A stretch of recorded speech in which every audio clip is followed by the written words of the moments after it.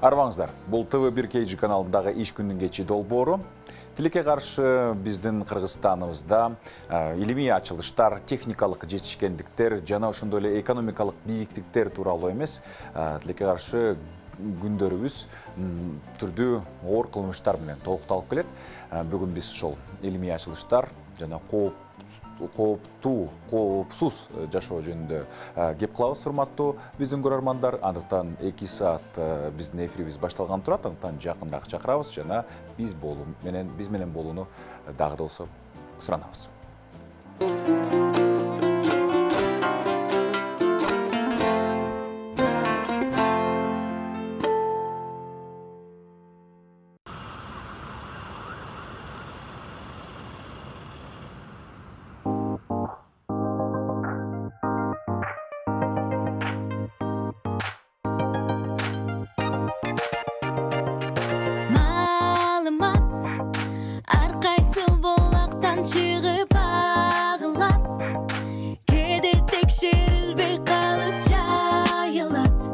Sen nişene barına jöndөн bolbosar sana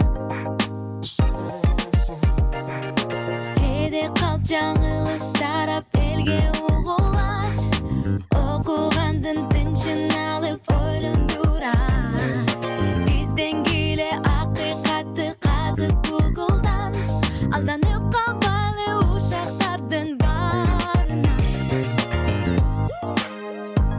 Sen aldanma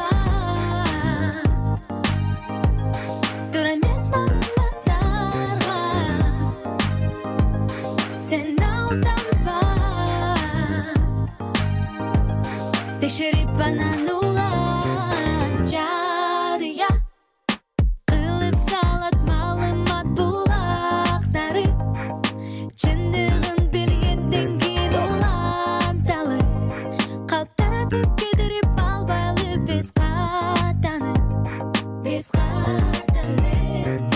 Ziyan etip kalat çalgandın eline Tekşerbey durup aytıp albaylı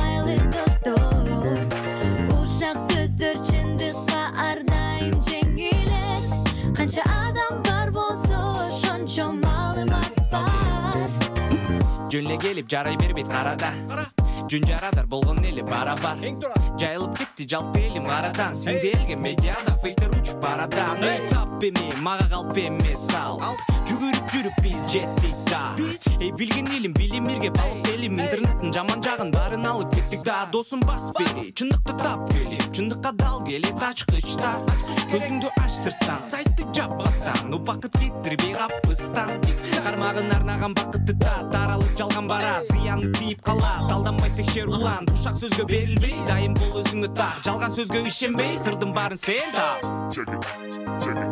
Sen aldanma Dur emez malımatlara Sen aldanma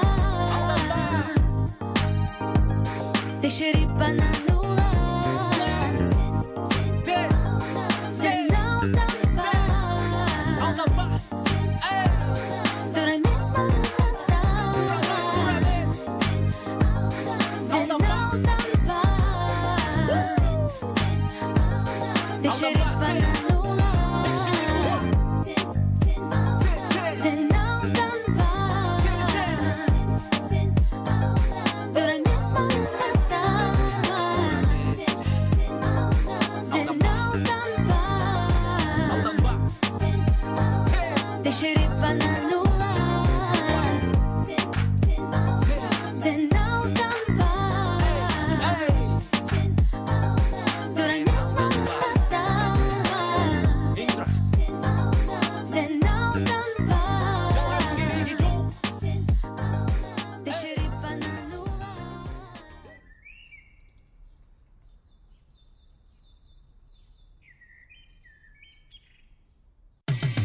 Кечтин кезекчиси Урмат Борченов. Урматтуу көрөрмандар, бүгүн биз илим, инновация жана коопсуз жашоо тууралуу кеп кылабыз. Студиябыздын алгачкы мейманы менен тааныштырып өтөлү. Кыргыз-Түрк Манас университетинин профессору, техника илимдеринин доктору Канатбек Кожобаев. Кош келипсиз. Рахмат. Бүгүн биз эми илимдеги маселелер, көйгөйлөр тууралуу кеп кылалы деп жүрөбүз. Деп ойлоп атабыз. Анан сиздер дагы урматтуу көрөрмандар кошулсаңыздар болот. Маегибизге ал үчүн 0708 996 996 бул WhatsApp жана Telegram аркылуу суроолоруңуздар үчүн биздин номерибиз ачык. Мына сиз илим жаатында өмүр бою жүрөсүз. Эми албетте көйгөйлөр аз эмес болуш керек. Башка көйгөйлөр эмнелер? Биринчиден ушу ТV1 KG каналына силерге чоң рахмат. Себеби билимде, илимде көйгөйлүү маселелер өтө көп, олуттуу маселелер өтө көп да. Мисал үчүн эми баштасак, мына илим академия, наука илимдер академиясын карабай эле бөлөк жагын карайлы, себеби ал өзүнчө чоң маселе. Анан мына департамент, илим департаменти деген бар, министрликте, билим берүү министрлигинде. Ошо жерден бөлүнгөн каражаттар жөнүндө бир аз сүйлөсөк, мына а жерде илгери 200-300 миллион андан да көп акча бөлүнчү ошол департамент аркылуу. Анан ошол бөлүнгөндө бир топ көйгөйлөр бар да. Мурда мисал үчүн ар бир окумушту өзүнчө долбоор жазып, берип, анан кийин ошого баягы карашып берчи да. Мурда экспертсиз, анан кийин эксперттер тобу түзүлдү, ошол аркылуу берет. Бирок андай учурда бизге, биздин өлкөгө көп кереги жок. Илим багыттары деле ачылып, темалар ошонор кетиши мүмкүн болчу. Анан кийинки 1-2 жылдан бери эми тиги өкмөттүк органдар, мекемелер тапшырык берсин, ошол боюнча иштесин деп башташты. Бирок бул жерде деле уюштуруу жагында абдан кемчиликтер көп. Себеби биринчиден жанагы өкмөттүк мекемелер даяр эмес ага, аларды даярдап 1-2 жыл бышырып туруп, андан кийин ошондой кылса болмок. Себеби алар өзлөрү даярдабай, иши кылып баягы эле окумуштуулар даярдап келген долбоорлорду карашып, анан бекитишет да. Бирок бул уже көп алдыга жылуу мурдага караганда.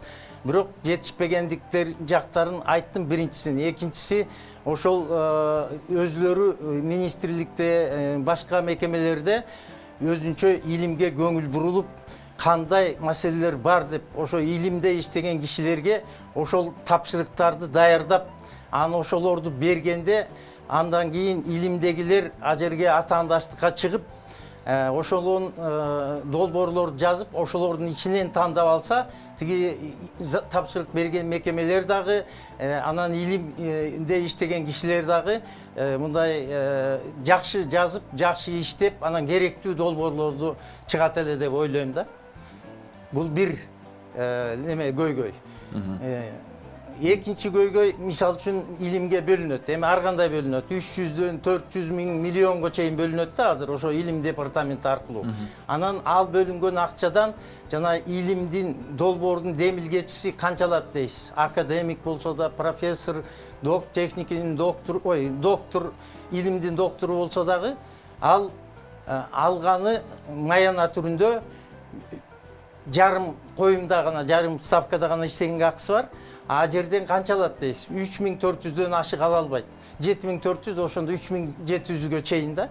Колуна иши кылып 4000 сомго жетпеген акчалар. А жоопкерчилиги иши абдан чоң.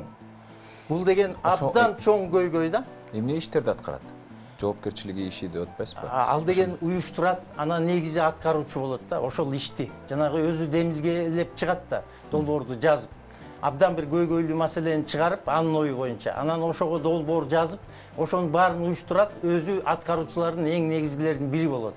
А ошол бөлүнгөн акчаны ал мындайда бир чоң көйгөй дагы азыркы заманда мен министрликте, экономика министрлигинде, анан кийин бир убакта экономика министрлиги, финансы министрлиги менен бириктирилгенде дагы ошол жерде иштегем. Ошон үчүн мен жакшы билем да, мындай корголуу статьялар деп коет. Ошолорго биринчи бөлөт. Билимде да ошондой бөлүнөт да.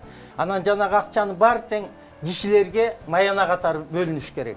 А илим изилдөөдө көп учурда талаага чыгыш керек болот, үлгү алыш керек болот, аларды лабораторияда талаа шартында изилдеш керек болот. Аларга каражаттар керек. Эммейли каражаты бар болсун дейли. Бирок окшош иштеп лабораториялык анализдерди талдоо жасаш үчүн көп каражат керек. Аларга бир да сом бөлүнбөйт. Бул деген абдан тезинен чечилбесе, бул абдан туура эмес. Себеби ошо кишилер аргас болуп жанагы жазылган кишилерден акча чогултуп, сурамчылап, анан кийин жана иштерди жүргүзүүгө мажбур болушат да. Бул эми айтылбайт, себеби абдан неме болуп эсептелет да, туура эмес да. Бирөөнү жазып коюп, ага толук акча бербей, өзү чогултуп, анан кийин кайра бир илимий иш жасап атам деп атат. Жасап атасыңбы, жасабайсыңбы, ал киши билбейт да, анда күмөн туулат да. Ошон үчүн муну деген чечиш керек. Себеби жалаң маянага илим изилдөөгө багытталган өзгөчө жана колдонмо илим багыттарында мындай кылууга такыр болбойт да. Таптакыр болбойт. Мен муну ишенимдүү айта алам, айтпадымбы? Министрликте иштеген киши катарында, анан көптөгөн долбоорлорду аткарган киши катарында айта алам. Жаңы бийликтин келиши менен кандайдыр бир өзгөрүүлөр сезилип атабы же азырынча эч нерсе сезиле элек. Азыр баягы өзгөртүүлөр башталды деп ойлойлу, анан ишеним, анан келечекке үмүт чоң. Себеби президенттин мамилеси башкалардын угуп атам, мында илимге, билимге көңүл бурулуп, жакшы мамиле жасачудай да. Себеби андай болбосо өлкөбүз мына илим, билим, маданиятты өнүктүрбөсө көп кыйын акылмандар илгертен бери азыркыга чейин айтып келгендер көп, интернетке кирип ачып карасаңыздар дагы толтура. Ошо илим, билим, маданиятын өнүктүрбөгөн өлкөлөр артта калат. Ал тарыхтын тетиги чет жакасында калат деген ойлор көп айтылат да. Бул чындыкка туура келет, дал келет. Азыр менин оюмча ошо үмүт ишке ашат, акырындан жылуу болот го деп ойлойм да. Мен дагы өзүм мындай жашырбай эле айтып коеюн, президенттик аппаратка бир топ көйгөйлүү маселелерди чечүү жолдорун билем деп айтып жаздым. Мен президент менен кезиксем болот эле деп. Эми президент оңой менен кезиктиришпейт го, бирок ылдый жактагы кишилер менен да кезигейин дедим да, ошентип жазгам мынакей. Себеби мен көп мындай көйгөйлүү маселелерди ачык айтып, гезиттерге жазып, мурда да чыгып айтып жүрөм да. Илимдер академиясы жалпы эле илим жаатынын эң приоритеттүү багыттары болуп эмнелер эсептелинет? Кайсы жакка биз көбүрөөк көңүл бурушубуз керек? Канткенде экономика үчүн, жалпы коом үчүн дагы көбүрөөк пайдасы тиет эле. Эми өлкө үчүн көбүрөөк пайда тие турган бул колдонмо илимдер да. Иш жүзүндө ашырылып, ошол өлкөгө пайда келтире турган. Бирок фундаменталдык илимдерди деле, маданият, гуманитардык илимдерди деле түз жардамы тийбесе дагы алардын баягы тарбияга, адамдарды жаш муунду өстүрүүгө ошого пайдасы тиет. Ошон үчүн баягы катуу бөлүп айткым келбейт. Бирок эми сиз сурагандайын, урмат, мен айта берейин. Тиги эми мамлекетте жазылып келет атпайбы, приоритеттүү илим, билим, анан кийин өндүрүш тармактары деп. Бул энергетика, тоо кен тармагы, анан кийин адамдын ден соолугу үчүн экология тармагы маанилүү, айыл чарба деле маанилүү, себеби бул экономикага ошол көп көп бөлүгүн түзөт да, биздин бюджеттин мамлекетке түшкөн пайданын бөлүктөрүн түзөт да ошолор. Эми булар программаларда жана стратегиялык программалар деп өкмөт тарабынан, президент тарабынан айтылып жазылып чыгат, аларды кайталап кереги жок да, бар алар, баары тең белгилүү. Көбүнчө 5-6 мындай багыт берилет. Ошо дайыма ошонун ичинде жанагы энергетика, тоо кен тармагы, анан кийин экология деп ошол үчөө сөзсүз бар да баарында тең. Алар эми мындай сөз түрдө айтылып келет, бирок жыйынтык болуп атабы деген суроо да. Жыйынтык.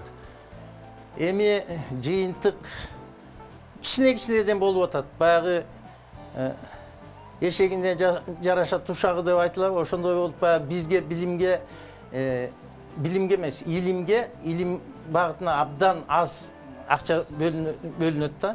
Анан бөлүнгөн акчалардагы мен айттым, акыл ченеминде жакшы колдонулбайт. Жыйынтыгы жакшы колдонулбайт.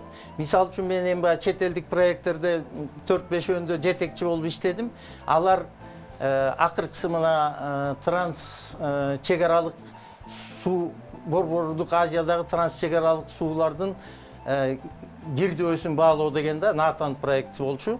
Анан алар деген иш жасагандан кийин ошо замат эле эптеп, чептеп алып, же болбосо тиги жаап салбайт. Алар деген ошо жакшы отчет, жакшы жыйынтыкты күтөт. Анан ошондой акча бөлүнөт да. А бизде болсо кичинекей акча бөлүнөт, анын жыйынтыгын кээде таба албайсың издеп. Аларды ачык, жарнамалап, айтып, элге жеткирип, окумуштууларга жеткизип, дүйнө жүзүнө жеткизип туруш керек. Ушул жагынан биздин уюштуруу жагы аксайт да, ошол. Ошон үчүн жыйынтыгы да көп жакшы билинбейт элге окумуштууларга, адистерге көп жакшы жетиштиликтүү эмес да.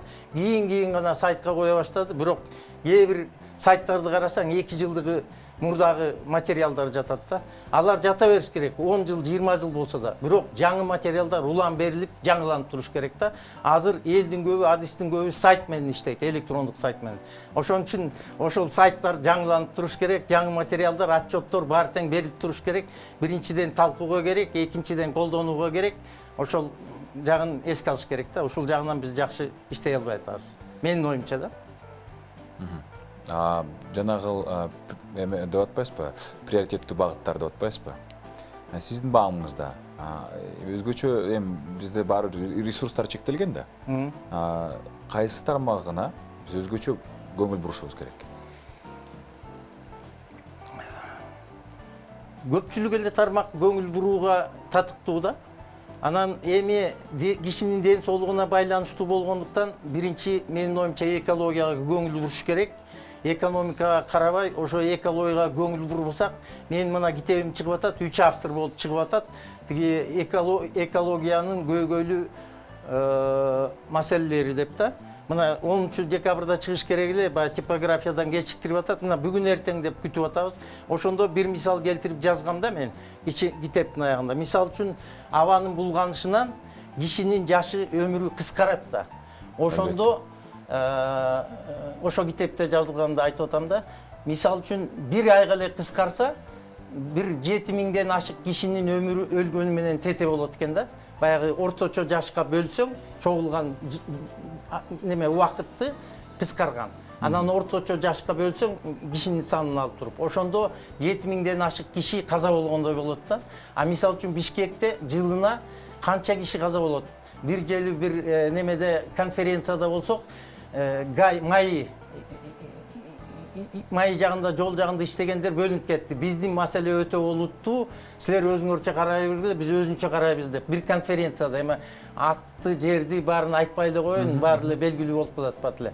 Анан ошондо мен мыйыгыман күлдүм. Анан жана мисалды мурда студенттерге деле берип жүрчүмүн, ошону эстедим. Аларда Бишкекте мисал үчүн 112-114 киши жылына жанагы авариялардан каза болот экен. А экологиядан кыскарган өмүрдү эсептеп чыксаң, 1000 киши болуп атат да. Кайсы жагына көңүл буруш керек экен көбүрөөк? Жалаң сөзсүз тие дагы, а бирок экология жагына абдан көңүл буруш керек экен. Ошон үчүн кымбат болсо да, мисал үчүн негизги жанагы 2,5 микрондон кичинекей чаңдар таасир берет, терс таасирин, адамдардын таасирине тиет деп окумуштуулар жазып атпайбы? Алар себеби өпкөдөн кирип сразу канга кетип, анан бардык органдарга таасир берет экен да. Ошон үчүн шаарды тегеректеген жаңы конуштарды колдон келишинче көбүнчө газга же болбосо ошондой аз неме жанагындай зыяндуу чаңдар, заттар аз чыккандай жагына көңүл буруп, ошого экономика жагынан кичине кыйналсак дагы ошо жакка көңүл бурбасак, адамдарыбыз оорукчан болуп, жаштары кыскарат да. Ал деген абдан чоң зыян болот жалпысынан. Мен айтып өттүм.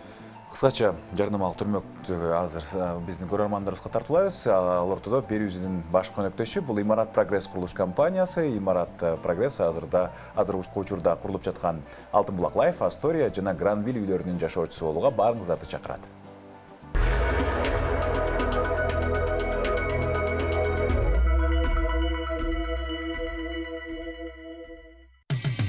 Кечтин кезекчиси Урмат Борченов.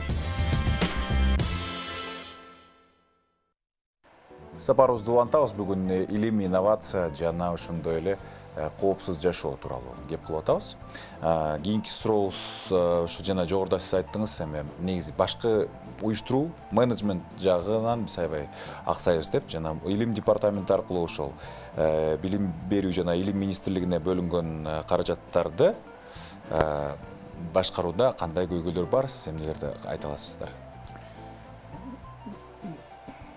Мен 1-2 көйгөйдү айттым. Дагы бир чоң республикалык масштабтагы көйгөйдү айта кетейин. Илим ошо департаменти аркылуу бөлүнгөн долбоорлорго бөлүнгөн акча, ошо долбоорлор кээде бүтпөй эле жабылып калат. Бул деген абдан чоң маселе. Буга деген жооптуу мамиле болуш керек да. Ошол кеткен акча, мисалы үчүн 2-3 долбоор жабылса, аягына чыкпайт. Ал деген миллиондон ашык акча жок дегенде да, болбосо 2 миллиондон ашып кетиши мүмкүн. Ал акчалар жанагы салынып бүтпөй калган үйлөргө окшош болуп, бекер талаага кеткен акча болот да. Себеби илим аягына чейин чыгып, сунуштар иштеп чыгылбаса, ал жана бүтпөй калган үйдө болуп, жерди ээлеп, заңгырап, элдин шаардын көркүн бузуп тургандай болуп, тиги илимий бүтпөй калган илимий долбоорлор да ошондой. Аларга абдан олуттуу маселе жасаш керек, мамиле жасаш керек. Мен жана айта кетпедим чет элдик проекттерге. Алар бир акча бөлсө, ошону токтотуп, жаап салбайт орто жолунда эч качан. Кайра тескерисинче аягына чейин бүтүрүп, эгерде кичине каталар болсо, улам оңдотот. Мисалы үчүн мен 2 проектти айта кетейин. Жанагы Европалык реконструкция жана өнүгүү банкы, анан Агахан фондунда бир чоң проект жасаганбыз. Анан кийин трансчегаралык, Борбордук Азиядагы трансчегаралык суулардын кирдөөсүн баалоо деген проекти. Ошолордо долбоор бүткөндөн кийин кайра дагы 2-3 ай жок дегенде, а болбосо кээде 4-5 ай ошол отчетун бүтүрүп, бышырып эметкенче жаппайт. А министрлик, бу департаменти абдан чоң кемчилиги бар. Муну жанагы немеде иштесе болмок, иштебегенде үчүн билишпейт да. Бюджеттик акчага кандай жоопкерчилик бар экен. Алар ачат, анан 2-3 долбоорду эмдиги жыл жакпай калса, бирдеме шылтоо таап жаап салышат. Сөзүн ачыгын айтканда. А бул деген өтө олуттуу маселе да. Ошол акчалар кетти да. Бюджеттин акчасы деген оңой менен чогулабы? Чогулбайт. Ар бир кишиден налог чогултуп, тигинтип, митип, араң чогулган акча анан талаага кетип калган. Ошол жакшы эмес да. Ошол маселеде абдан чоң аксайт да ошол. А башка маселелерин айта кеттим. Жанагы акча бөлүнгөн жагын, анан кийин жана демилгечи абдан ачкарган. Мындай кылыш керек. Жок дегенде бир 50ден эң аз дегенде 40, 50, 60, 70% жанагы колдонмо илимдерде ошол илим изилдөө жүргүзүүгө кетилиш керек. Жетекчилерди жана башкаларды илимди аткарыш үчүн көрүнгөнгө тиги жалынтып акча суратпай, алар түз ошону колдонууга кетириш керек да. Муну бөлүш керек. Мен билем, корголуу макалалар эмес, корголуу статьялар дегенди билем. Айтпадым, министрликте финансы тыгууда иштеген, жоопкерчилигин да билем. Ошон үчүн бул илимге, жанагындай илимге бөлүнгөн акчаны мындан бөлүш керек да. Корголуу макалада, статьяда эле жалаң тиги маянага бөлүп койгондо бул абдан туура эмес да. Илим жасалбаш керек. Идея боюнча ошол боюнча иштесе, илим жасалбаш керек. Маянага барып тиги шаарларды кыдырып, же талааларды кыдырып, үлгү алып анан 10 000 деген сомдорго жасай албайсың да немени. Тиги лаборатордук изилдөөлөрдү абдан бир татаал, кымбат изилдөөлөр болот. Ошол эки маселени абдан олуттуу карап, тезинен караш керек. Мен бул маселе менен кичине кайрылдым, бирок жакшы терең түшүнгөн жана көңүл бурган кишилер аз экен да буга. Кайрылы барып, жанагы ортодо кайдыгерликпи же болбосо бири-бири менен карым-катнаштын жакшы иштебешиби, илим анан кийин илимге тиешелүү ошо адамдардын, мекемелердин карым-катнашында маселе бар окшойт. Бул такыр эле бөлөк маселе. Бул дагы мындай да, мен жана башында айтып кетпедимби? Биздин мекемелер, министрликтер илимге таянып иштөөгө багыт алыш керек. Анын үчүн мына илим сиңимдүү деген өнөр жай багыттар бар да. Аларда 2,5-дан 4,5%га чейин бүт обороту ошого кетирет. Илим багытына. Орусча неокр деп коет, научно-исследовательский деме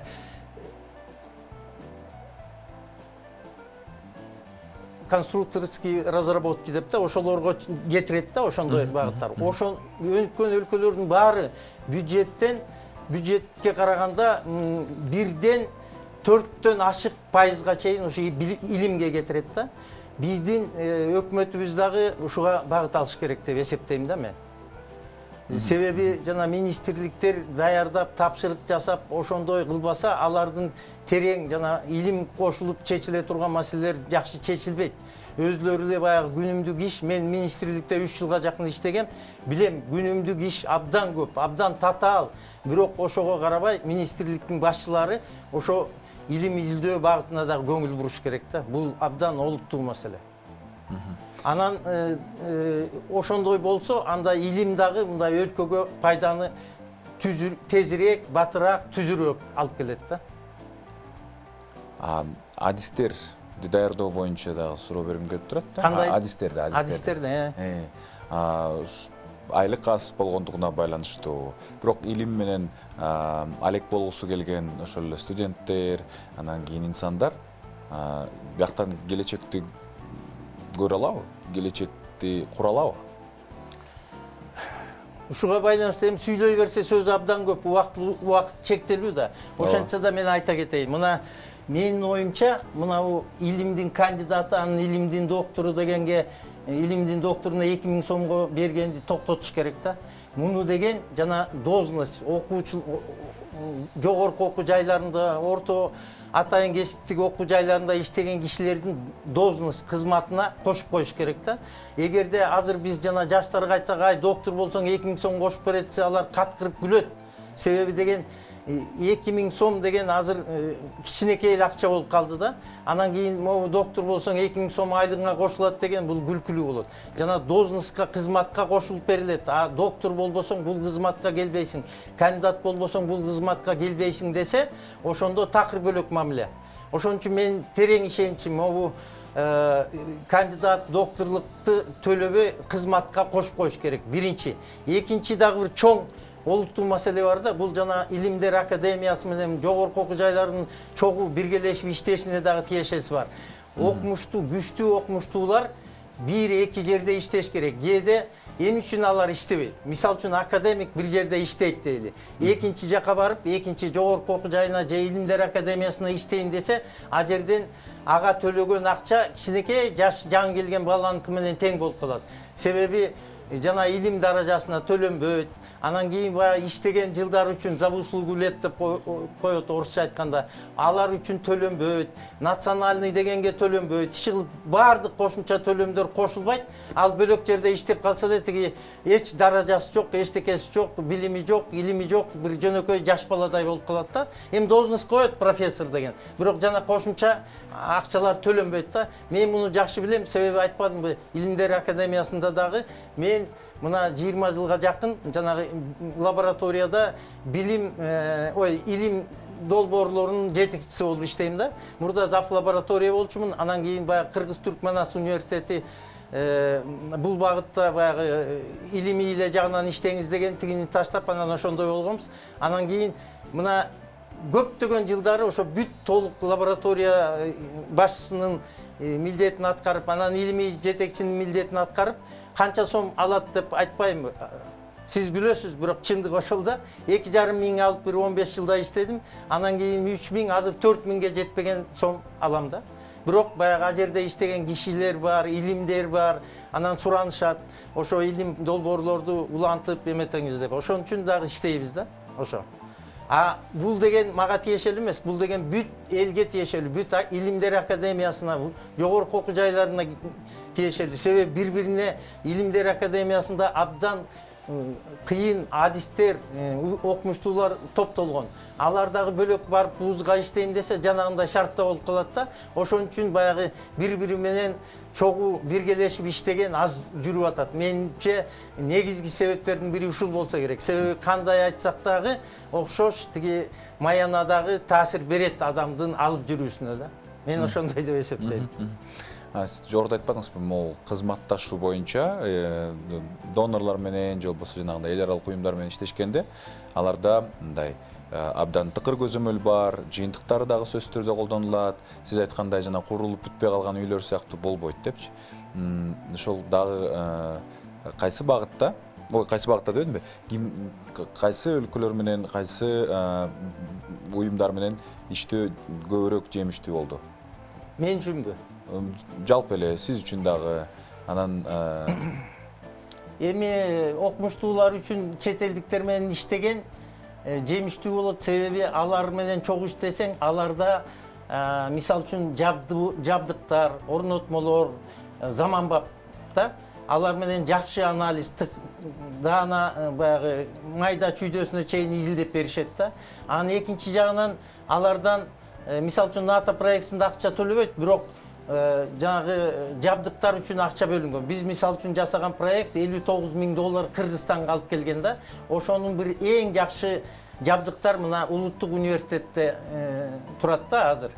Ошол да жакшы колдонулбайт. Себеби мен билем, мен даже бир долбоор жазып, ошону колдонуп, ичме суулар боюнча жазганбыз да, бирок ал долбоор өткөн жок.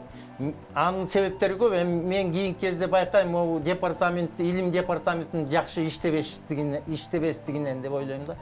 Керектүү, абдан маанилүү долбоорлор кээде өтпөй калат да. А мындай балким кээде тааныш билиште болуп кетеби билбейм. Аны так айта албайм, баягы бирөөнү атабагандан кийин. А бирок ушу тыкыр талдоо жакшы болбой жатат деп ойлойм да, менин оюмча. Көп эле чет элдик уюмдар менен иштеген Кыргызстанга деле пайдалуу, себеби Кыргыздын жеринде иштелет да көбүнчө. Анан кийин иштеген кишилерге да пайдалуу, тажрыйба да алат. Анан чогуу күчтүү окумуштуулар менен иштесе, батышта өнүккөн өлкөлөрдө кандай илим изилдөөлөр жүрөт экен, кандай деңгээлде, отчетторду кандай жазат экен, баарын тең үйрөнүп калат да. Убакыттын кыскалыгына байланыштуу жалпы жыйынтыктоочу суроо болсун, бирок жалпы суроо болсун да. Мына жогоруда сиз көптөгөн маселелерди айтып өттүңүз. Албетте мына алгылыктуу, ийгиликтүү иштер үчүн ошол көйгөйлөрдү кантип чечсе болот? Жалпылап алганда. Эми ылдый жакта иштеген кишилер деп айтам да. Бул жөнөкөй окумуштуулар, жана мугалимдер, илим жагында иштеген кишилер колунан келишинче жасап атат. Менин оюмча бул жылыш үчүн жогорку жак. Мына президент көңүл бургансыды, өкмөт көңүл бургансып атат. Ошолор жөнүндө көңүл буруп сүйлөп койбой, жеткиликтүү кылып, аягына чейин иштеп, ошону терең ойлонуп жасаш керек. Жана Кыргыздын макалы бар эмеспи, жет өлчөп бир кес деген.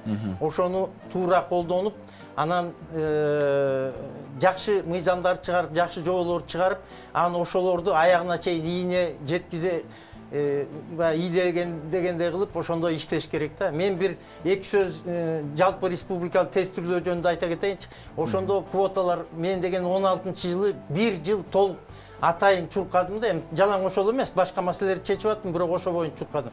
Өкмөткө, министрликке 1-2 жолу кайрылдым, өкмөткө, жогорку кеңешке, президенттик аппаратта, а жердеги кишилер менен көп кайрылдым. Себеби бир ошо жалпы республика тестирөө боюнча балдар өткөндө бир чоң көйгөй бар да. Мисал үчүн өтө таланттуу балдар бар да, бардык жерде. Ошо өтө таланттуу балдар жана бийик тоолуу райондордон же алыскы айылдардан келгендер квота бөлүнөт да, канча киши берсе деп.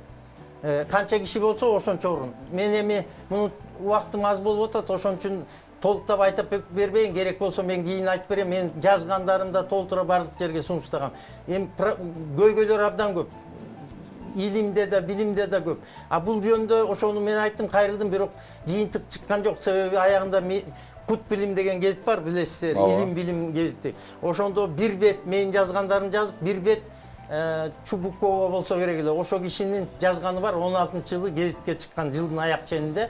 Баягы жыйынтык чыкпаганда бардык инстанция мен барган, ошо министрликке тапшырган окшойт, алар жооп жазды. Алардын жообунун негизги мааниси мындай да, бул мыйзамды бузат дейт. Мыйзамды бузуу болот дейт. А чындыгын алсак, жана квота кылган, бул деле мыйзамды бузуу. А квота кылгандан кийин аягына чейин жакшы чыгарыш керек эле. Ошо эми жыйынтыктап айтканда, бул илим билим багытына көңүл абдан бурулуш керек, өлкө жакшы өнүгүш үчүн. Анан кийин ошол жагына биринчи рет чоңдорубуз, бизди илим билим багытын башкарган кишилер, министрлер, президент көңүл буруп атат, премьер-министр да бургансып атат. Ошолор көңүл буруп сүйлөп койбой эле, аягына чейин ишин жеткизсе болот эле дейм да. Мен ошо каалоом ошол. Анан рахмат ушундай абдан көйгөйлүү маселе боюнча дагы бир жолу чакырып мага мүмкүнчүлүк бергениңиздерге. Сизге дагы чоң рахматыбызды айтабыз. Урматтуу көрөрмандар, бизде болсо Кыргыз Түрк Манас университетиндеги профессор, техника илимдеринин доктору, мына көп жылдык өмүрүн илим жаатына арнаган Канатбек Кожобаев агайыбыз болду. Бар болуңуздар. Азыр кыскача сюжеттен кийин биздин эфирибизди улантабыз.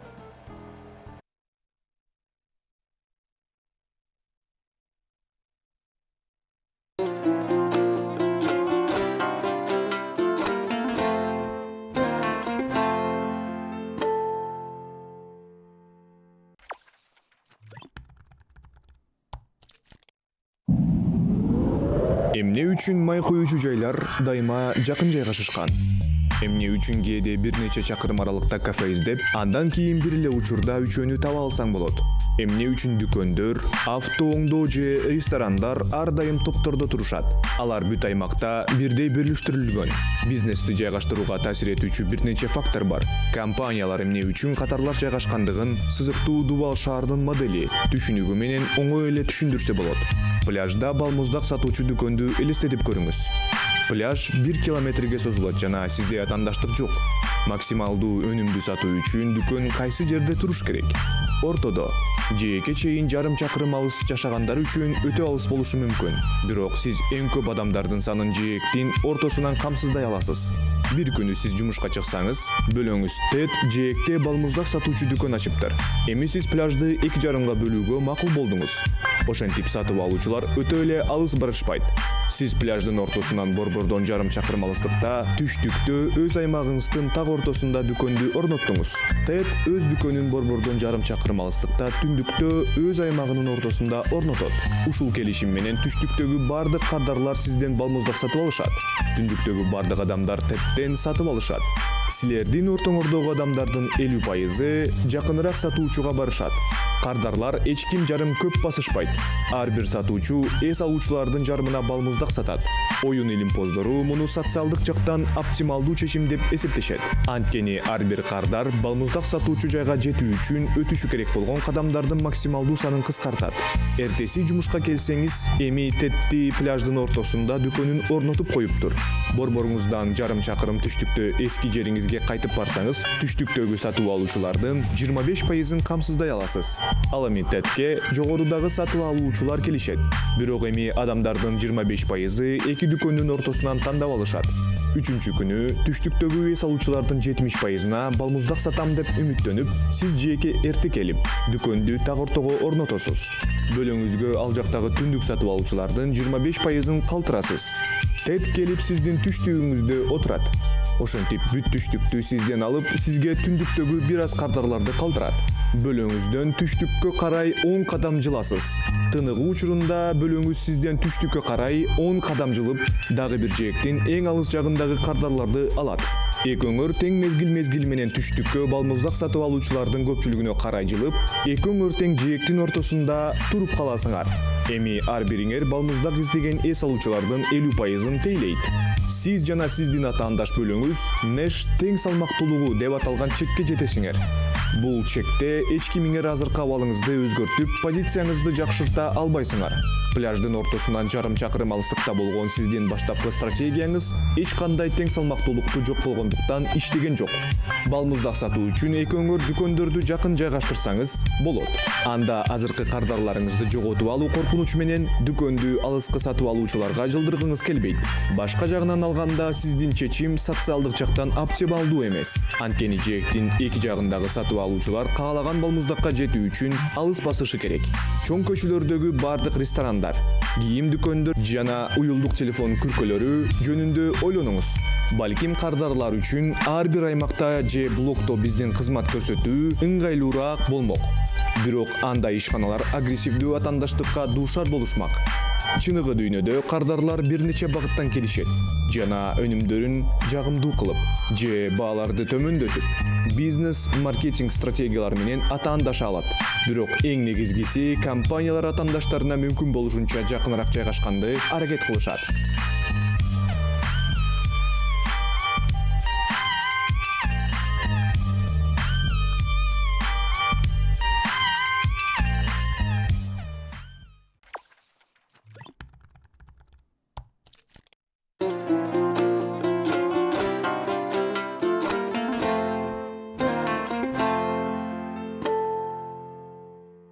Урматтуу көрөрмандар, эфирибизди улантабыз. Бүгүнкү темабыз илим, инновация жана коопсуз жашоо деп аталат. Азыр болсо биздин студиябызда мыкты жигиттер толуктап атат. Тааныштырып чет-четинен мен маңдайымдагы мырза Simantir.com стартабынын негиздөөчүсү Акбар Рысалиев, дал ушул стартаптын башкы инженери Элдияр Эмилов, жана ошондой эле B12 компаниясынын программисти Жумашев Мурат, жана Makers компаниясынын программисти Дастан Алымбеков. Бул бардык стартаптын бардыгы көбүнчө бул чет өлкөгө багытталган, чет өлкөгө, Америкага, Украинага багытталган экени байкалып турат. Айтып өттүңүздөр, алгач 13-14 марттагы хакатондо жолугуп, анан биринчи орундарды багынттыңыздар. Ошол алгач хакатон тууралуу кеп кылалы. Көпчүлүк эле биле бербейт болуш керек. Хакатон деген эмне? Хакатон бул көбүнчө 2 күндүк ушундай иш-чара.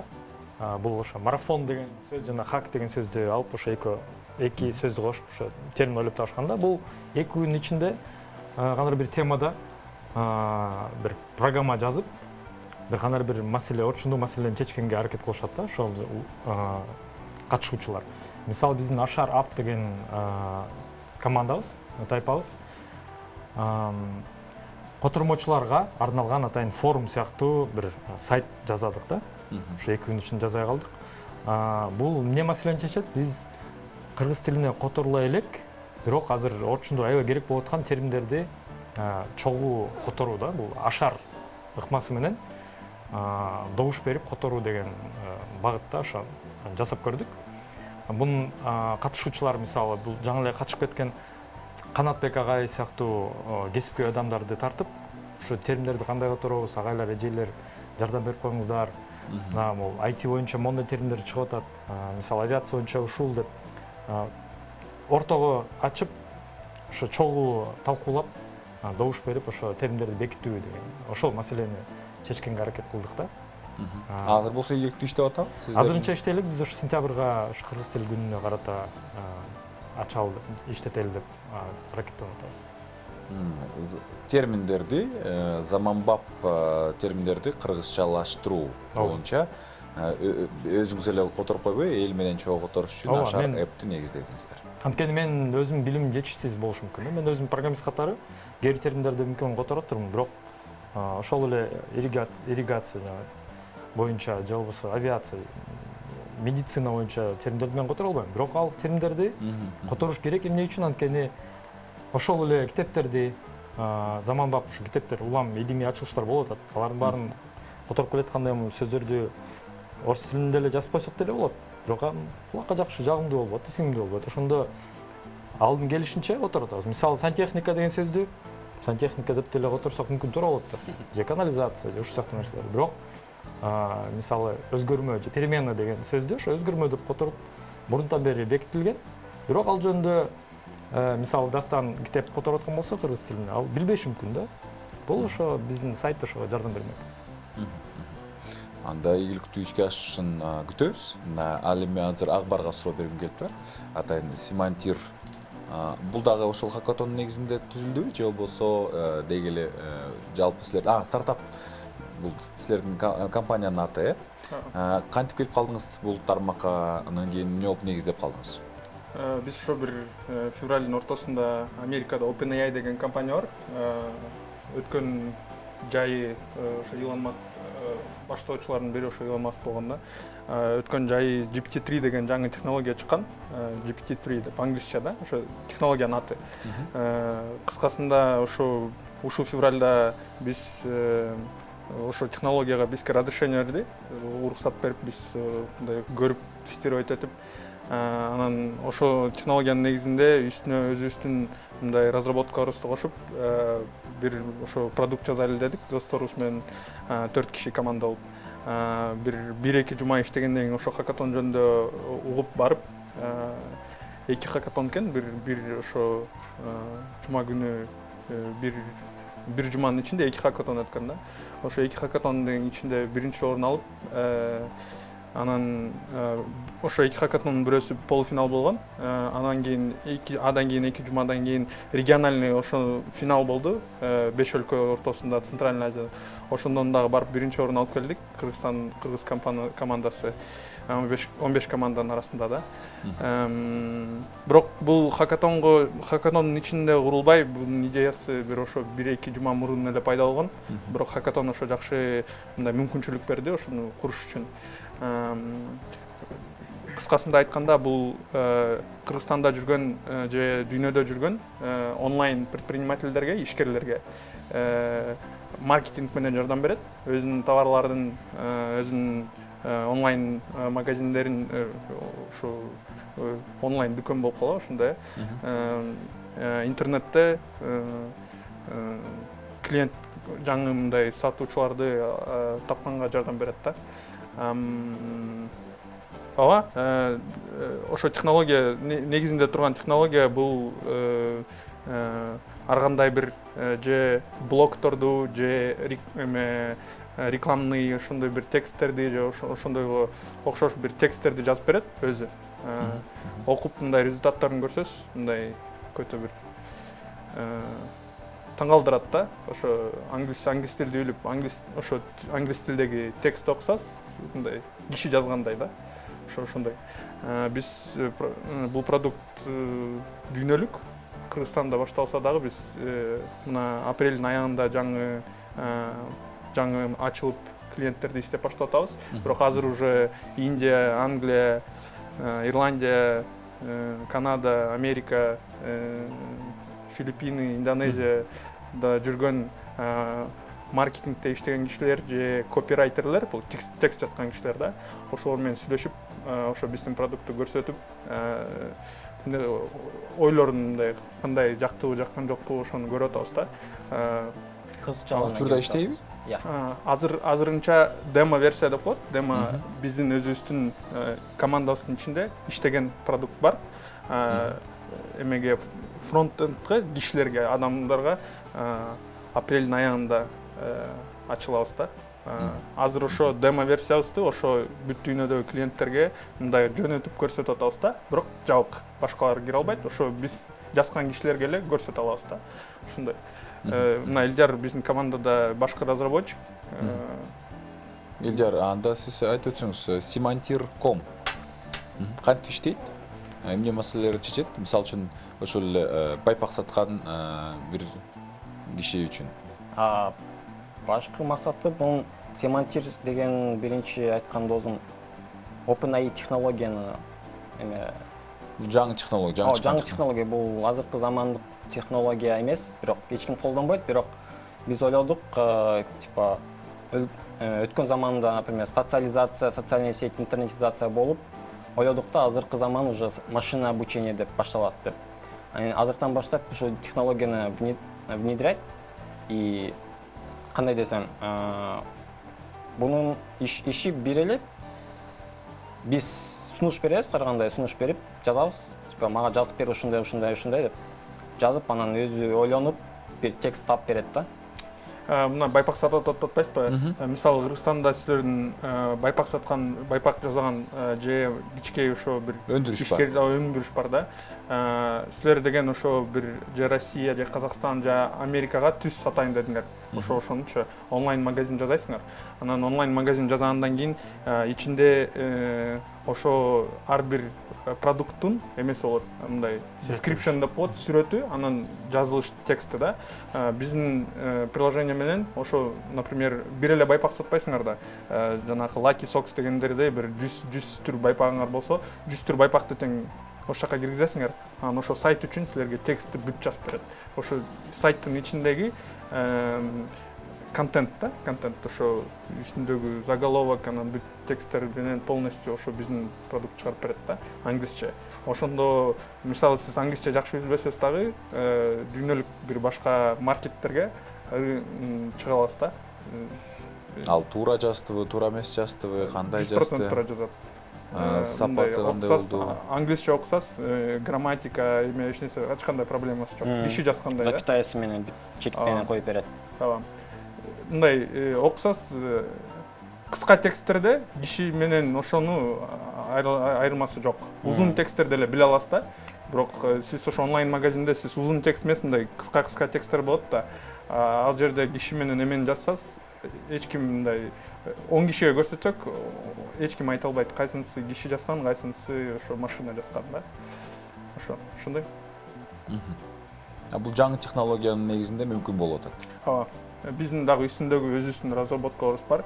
Мисалы, технология иштеш үчүн өзүңүз бир кандай текстти ичине киргизишиңиз керек да. Мына бул байпак, анан мындай көкөтө бир жазышыңыз керек.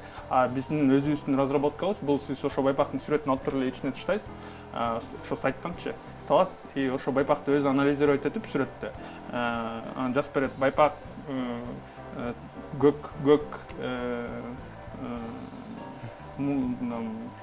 эркектер же аялдар үчүн ошентип өзү жазып берет да. Даже эч кандай input деп коет, эч кандай текст киргизбейсиз. Жөн эле сүрөт. Смартфондон сүрөткө тарттың, ыргыттың. Текст. Социалдык тармактар үчүн дагы, Facebook, Instagramдар үчүн биз азыр өзүбүздүн разработкабызды кылып атабыз. Ошол эле бир тексттин башын эле киргизесиз. Мен мына кафе ачып атам, же дагы бир нерсе. Мага ошол үчүн пост жазып бер депчи. Посттун өзүн жазып берет англисче. Ошо жана мына сүрөт бар, и сүрөттү дагы өзү генерация кылат да. Ошондо даяр постту биздин технологиябыз, уже биздин өзүбүздүн технологиябыз да жардап берет. Сүрөтүн дагы ошо ылдый жактагы кандай ошо жазуусун дагы сүрөткө дизайны менен кылып, сонун кылып сүрөт кылып берет. Бул демо версияда болуп атат, жаңы көрсөтүп баштатабыз. 100% иштелек, бирок иштеттиребиз да. Ошо. Бул кийин мобилдик тиркеме болот да? Жок. Бул веб да, веб бул вебке бирок мобилге карайт. Мобильный дагы бар, бирок негизгиси бул мындай бир өзүнүн тармагында профессионал болгон кишилерге мындай компьютерде отуруп иштеп, көбүнчө компьютер менен иштейт да. Ошо. Бирок мобилдик тиркеме планда бар, азыр телефондон кирип планда барбы? Планда бар, бирок иштейт азыр, көрсөңүз. Азыр уже иштейт. Азыр көрүш керек экен. Абдан болду мага. Жана ошондой эле бизде Дастан Алымбеков бар. Сиздердин долбоор тууралуу дагы бир аз маалымат берип өтсөңүздөр. Негизи мен ошо азыркы учурда Makers деген компанияда иштейм. Ал компания ошо программирование үйрөткөнгө өзүм мугалиммин да. Мугалим жана ошо проекттерде иштейм. Андан кийин ошо Мурат агай мен өзүм негизи биринчи мугалимим болот, программирование боюнча Python тилинде үйрөткөн. IT Академия деген курста катышкам да. Ошо Мурат агай менен жакшы сүйлөшөбүз, анан мага айткан ушундай долбоор жазайын деп атам, кандай дейсиң деп. Анан ошого биз кошула калып, анан ошо негизи мага жакты, анткени мен өзүм оюмда да бар болчу да, кийинки учурда ушу Python тилинде болобу же башка тилде ушу кыргызчасын жазайын депчи. Анткени азыркы учурда жаңы китептин баары англис тилинде чыгат да, анын эң биринчи которулушу бул орус тили болот да. Орус тилин бизде региондо, алыскы региондордо көптөр орус тилин билбейт да жакшы, анан алар кыйыныраак болот. Анан биз ошо кыргыз тилинде ошо китептерди которуп, көп технологиялардын англисче документациясын кыргыз тилине которуш бул азыркы учурда абдан татаал да. Биздин ошо платформабыз ушундай болот. Мен бирдемке бир китепти которуп атам. Андан кийин бир ошо китепти бир терминди которо албай жатам да. Ушу переменный деген сөз же болбосо турбулентность деген сөздү которгум келип атат. Анан мен ошо которулушун Google Translate'тан таппай койдум дейли. Анан ошо платформага киргизем.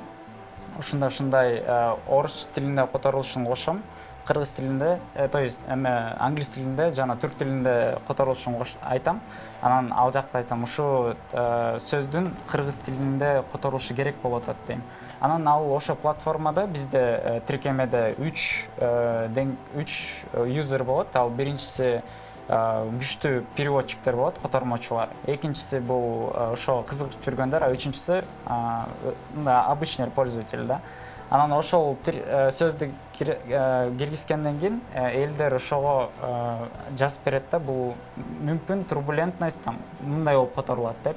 Же болбосо переменный деген сөз бул өзгөртмө болуп которулат деп. Ошондо көп сөздөр, которулуштар жазылат, анан ошого элдер добуш берет. Анан бир 2 айдан кийин 3 сөз которулуш сөз көптө кошо алса, ошону биз ссылка катары прикреплять этип коебуз да, мындай байлап коебуз. Ошо анан кийинки адам кирип ошо сөздү издесе, ада уже неме болуп калат да, которулушу бар болуп калат да. Анан ошону колдоно берет. Биздин платформа ошо биз эми ошо кыргыз тилин өнүктүргөнгө аракет кылып атабыз да. Ошондой болот. Азаматсыздар, кыскача жарнамалык түрмөктөгү маегибизди уланталы. Берүүбүздүн баш өнөктөшү бул Имарат Прогресс курулуш компаниясы. Компания курулуп жаткан Алтын булак Лайф, Астория жана Гранвилл үйлөрүнүн жашоочусу болууга баарыңыздарды чакырат.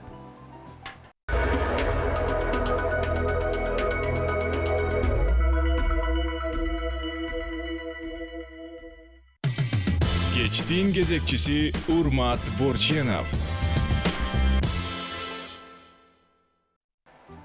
Бизде бүгүн мейманда инноваторлор. Бүгүн биз инновация, илим жана ошондой эле коопсуз жашоо тууралуу кеп кылып атабыз. Алгач азыр эми инновация жөнүндөгү блогто бизде мыкты инсандар Simantir.com аттуу платформанын негиздөөчүсү Акбар Рысалиев, дал ушул платформанын башкы инженери Элдияр Эмилов, жана ошондой эле B12 компаниясынын программисти Жумашев Мурат, анан Makers компаниясынын программисти Дастан Алымбеков. Мурат менен Дастан буюрса Ашар App деп кыргызча котормолор жок болуп калса, элдин жардамы менен, колдонуучулардын жардамы менен котормолорду байыта турган, сөздүктү дагы да болсо азыркы мүмкүн болушунча заманбап кыла турган жакшы сайт эмес, веб тиркеме болот. Веб тиркеме жасап атыптырсыздар. Буюрса жакын арада даяр болот экен. Андыктан активдүү көчүрүп алып, активдүү катышалы, кыргыз тилин чогуу өнүктүрөлү деген сунушту айтат элем мен көрөрмандарга. Ошондон андан тышкары Мурат мырза, сиз дагы китептерди дагы отурат экенсиз. JavaScript, Eloquent JavaScript деген китеп бар да. Англис тилинде алгаш чыккан. Анан кийин башка тилдерге да которулуп атат. Бул акысыз, булак ачык, англисче айтканда open source китеп да. Калган адам автор менен сүйлөшүп, отура берсе болот, чыгара берсе болот. Биз ал адам менен байланышып, уруксат алганбыз, анан ошо досум экөөбүз башка ошо которуп атабыз. Кайрат деген досум экөөбүз. Бирок ошо которуп келатканда буга чейин айтканда биз такалып калдык да көп элечи.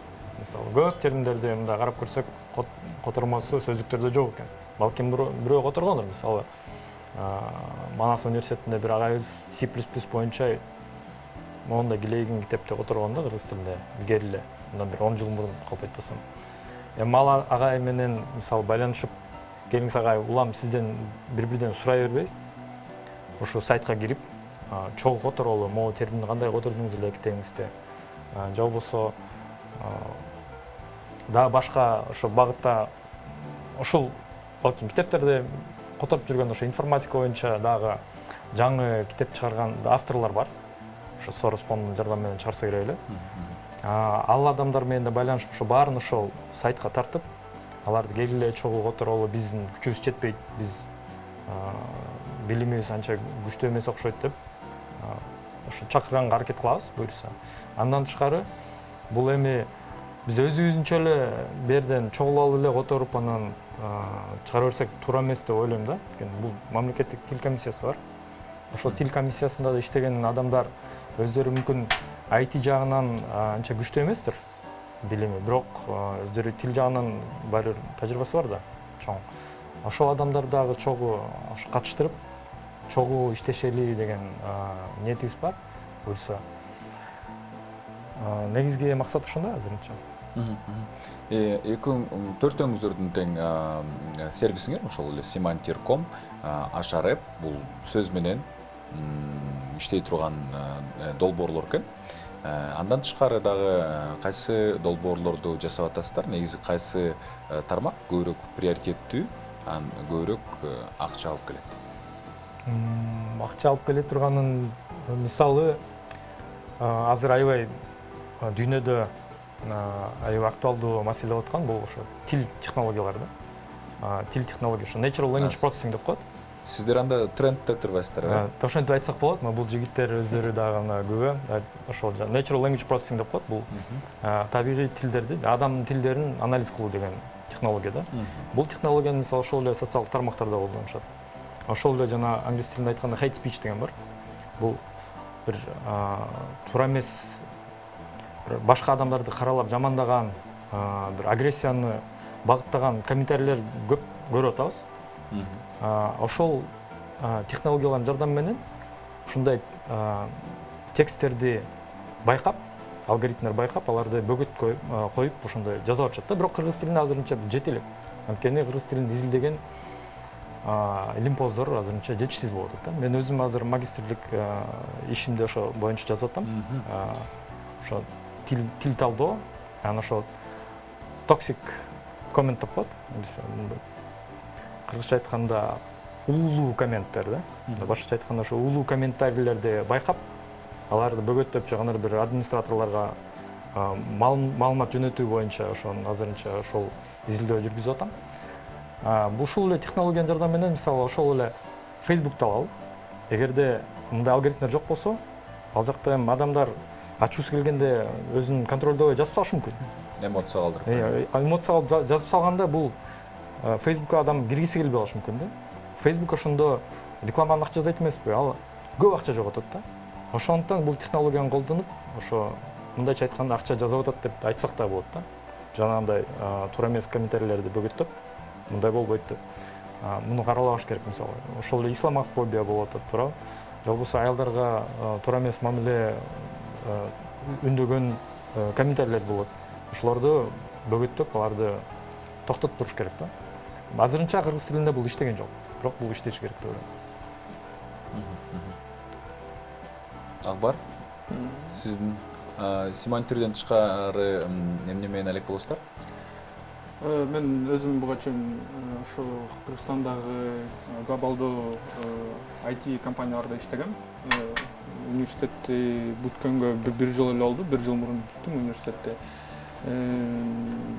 Биз ошо мен жумушумда иштеп, бир семантирди баштай электе бир 2 жума мурун жумушуман кетип, ошол проектти баштайын деп, азыр көбүнчө ушул проект менен алек болуп жүрөм.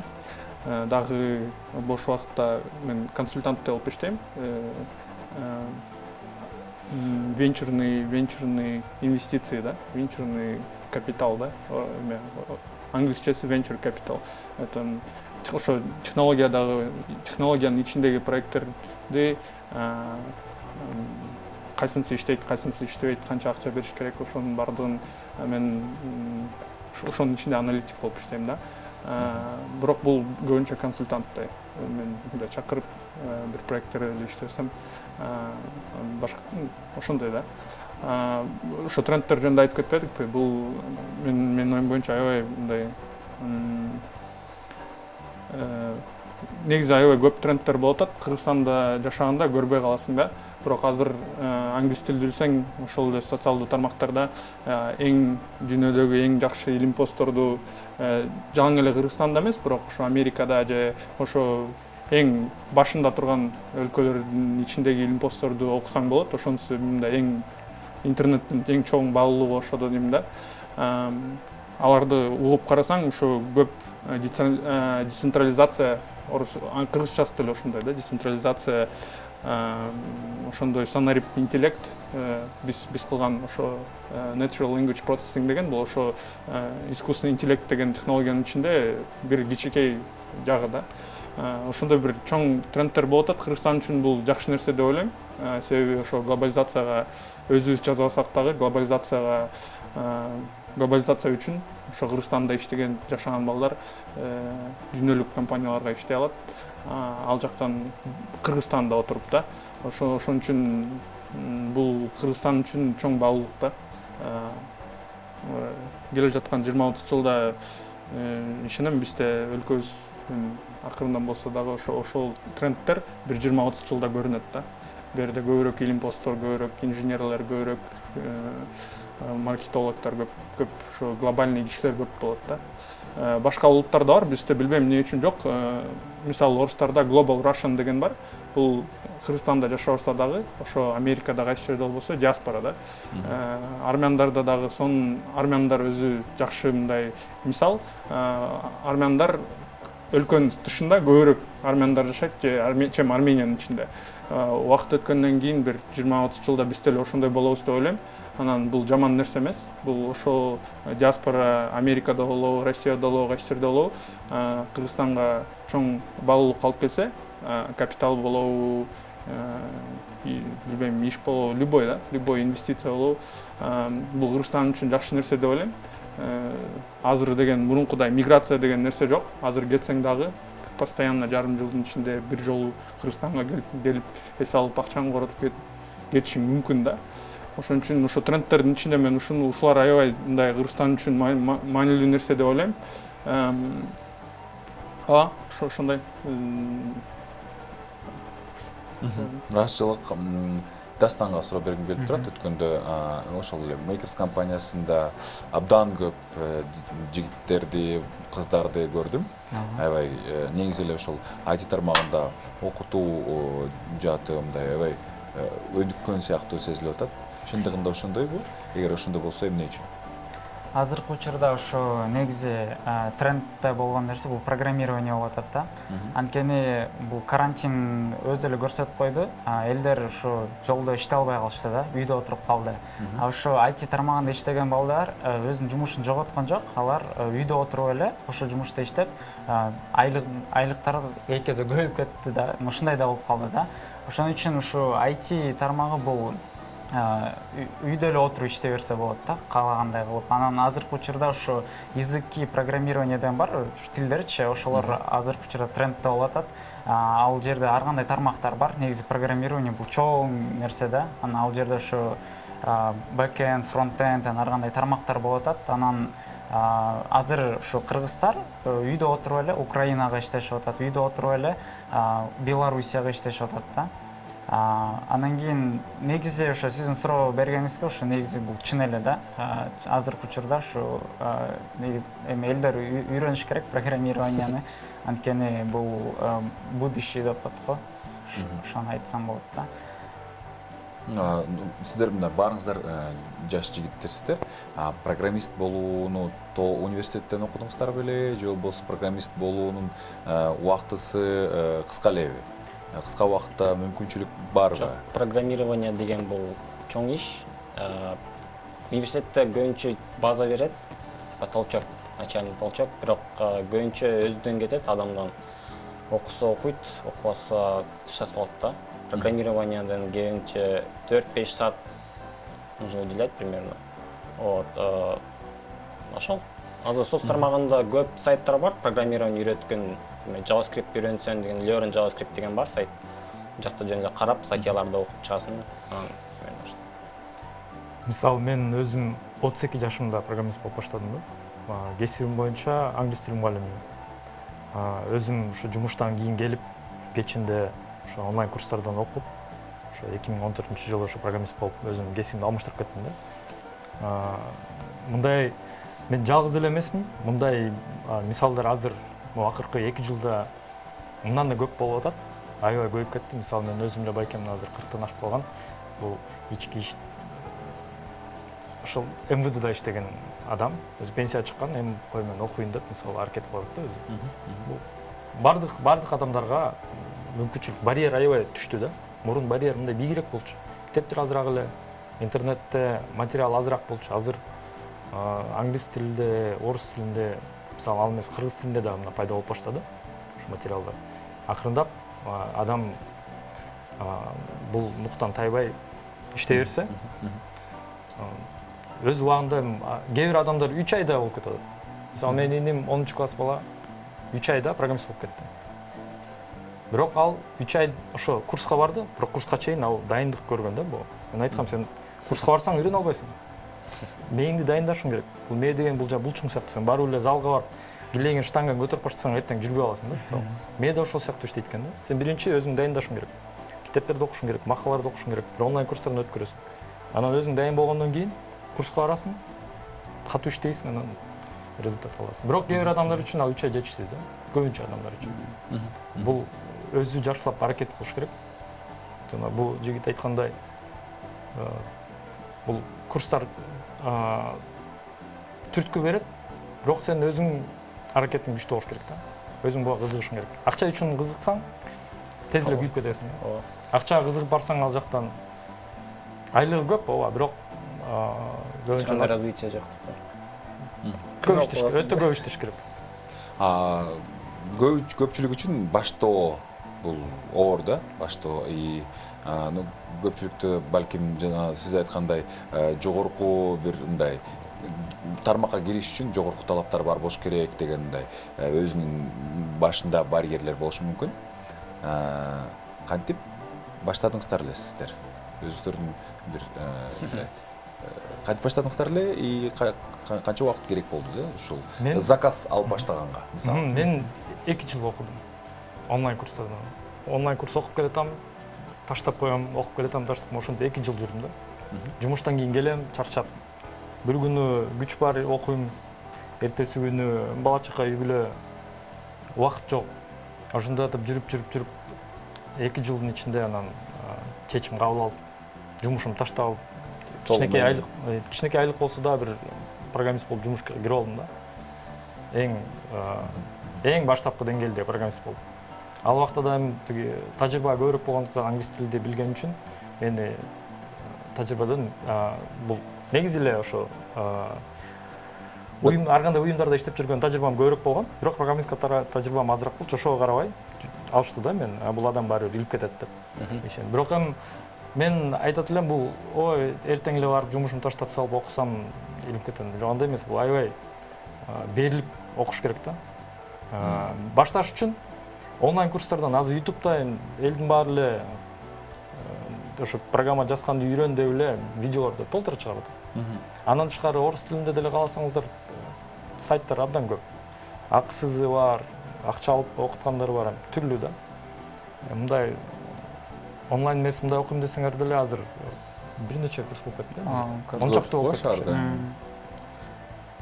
Мен эми өзүм 1 жылдай керек болду. Анткени мен кичине көбүрөөк болуп калды, көбүрөөк үйрөнүп калдым. Анткени мен өзүм окуп да жаткам, универдечи, жана курска да катышып аткам, андан да тышкары өзүм жумушум бар болчу да. Анан ошон үчүн мен күнүнө 2 сааттан эле көңүлүм буруп, ошон үчүн кичине кечирээк болуп калды да. Мен өзүм ушу сабак бергенден тажрыйбам азыр көп болуп калды.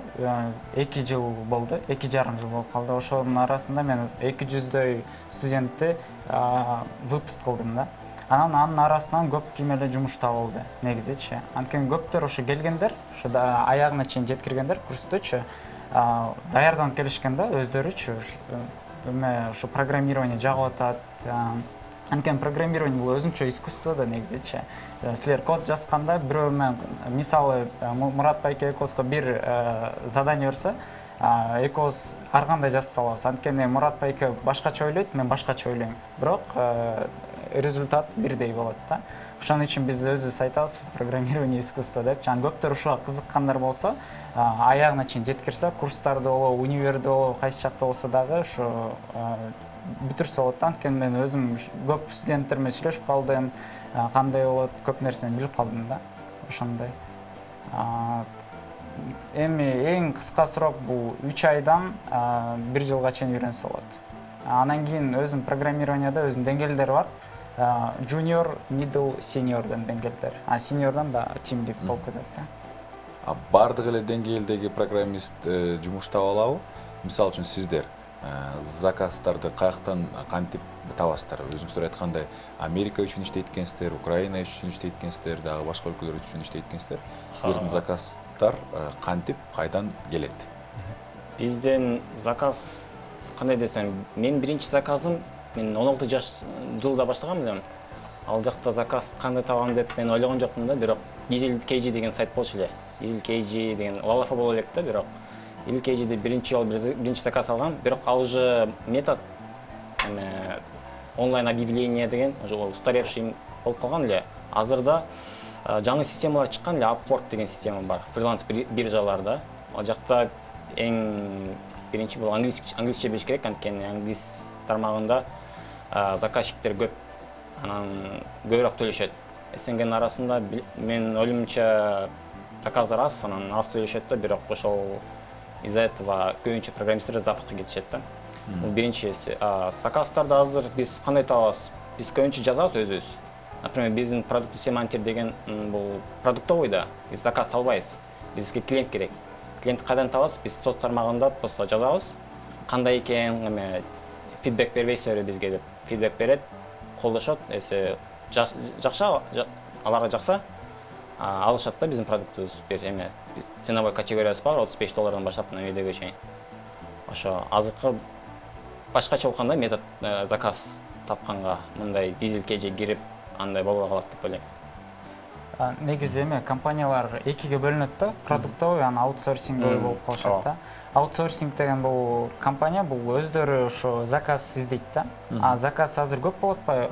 Америкада болобу, Канадада болобу, ар бир жактан заказ алып, анан программисттерди ар бир өлкөдөн чогултуп команда болуп, анан ошолорго заказ берет. А программисттер айлыкка иштеп калат да. Анан бизде дагы фрилансер деген бул ушундай сөз бар да, бул сайттар бар ар кандай fl.ru деген белорусский фриланс, украинский же болбосо American Upwork деп айтып атпайбы, ошол жакка сен өзүң киргизесиң, жазасың, мен мындай проекттер жасагам, мен атым мындай, мен Python тилин, JavaScript тилин билем, анан мен сайт жаза алам, же болбосо мен мобилдик тиркеме жаза алам депчи. Анан ошол жактан рейтинг болот, элдер карайт, бул күчтүү экен депчи, кандай экен деп, анан сунуш берет. Силер айтасыңар, мен бул проектти $1,500 жасап берем дейт бирөөчү. Силер айтасыңар $1,300 деп. Бирөөсү айтат $2,500, анткени менин деңгээлим күчтүү депчи. Анан администраторлор тандап алат да, кайсы ошентип сүйлөшсө болот. Анан канчалык силер проекттерди ошо фриланстан жасап чыксаңар, силердин звездочкаларың көбөйөрөт, рейтингиңер көбөйөрөт. Анан элдер ошо өздөрү эле билип калат да, ким экенсиңер силер, анан жазып турат. Ушундай болуп калат да. Ушундай тиркемелер менен издесе болот. Биздикилер көбүнчө курстарды бүткөндөн кийин фрилансер болуп иштегенде кыйналышат. Ошондуктан компанияга киришет да. Мисалы биз Дастан экөөбүз экөөбүз аутсорсинг фирма ачабыз дейбиз. Анан мисалы акбар келет, мен мондай идеям бар. Мага мындай программисттер керек болот, силер канча аласыңар? Биз айтабыз, биз саатына монча алабыз. Анан кийин болжол айтабыз, могу сен айткан идеяны биз баланча айдын ичинде жасап беребиз, айына монча төлөйсүң деп айтып коебуз. Бизде айлык болуп калат да ошондо. Айлык отуруп иштейбиз, акбар бизге айтып турат, мындай кылат, тиндей кылат деп. Күнүгө сүйлөшүп турмай, Zoom сыяктуу программалар аркылуу сүйлөшүп турабыз, чалышып. Анан мындай кыл, тиндей кыл деп ушинтип күнүгө байланышып сүйлөшүп турабыз да. Анан бул аутсорсинг фирмаларды бизде бар, бир нече фирма Кыргызстанда. Бирок эң чоңу бул 1-2 жыл мурун жабылып калды, Америкага иштеген фирма эле. Бирок ал балдар эч жакка кеткен жок, баары ошол эле, мисалы украиналык аутсорсинг фирмалар бар. Биздикилер ошо украиналыктар аябай өздөрүн жакшы рекомендация кылып, клиенттерди ошо батыштан көп тартышат да, ошондуктан биздин кыргызстандык кишилер украиналык фирмаларга иштешет. Ошентип украиналык фирма аркылуу Европа, Американын компанияларын иштешет да. Ошол эле Microsoft'ка иштесең болот, мисалы. Өткөндө мага кат келди, келе Microsoft'ка иштеңиз биздин компания аркылуу деп.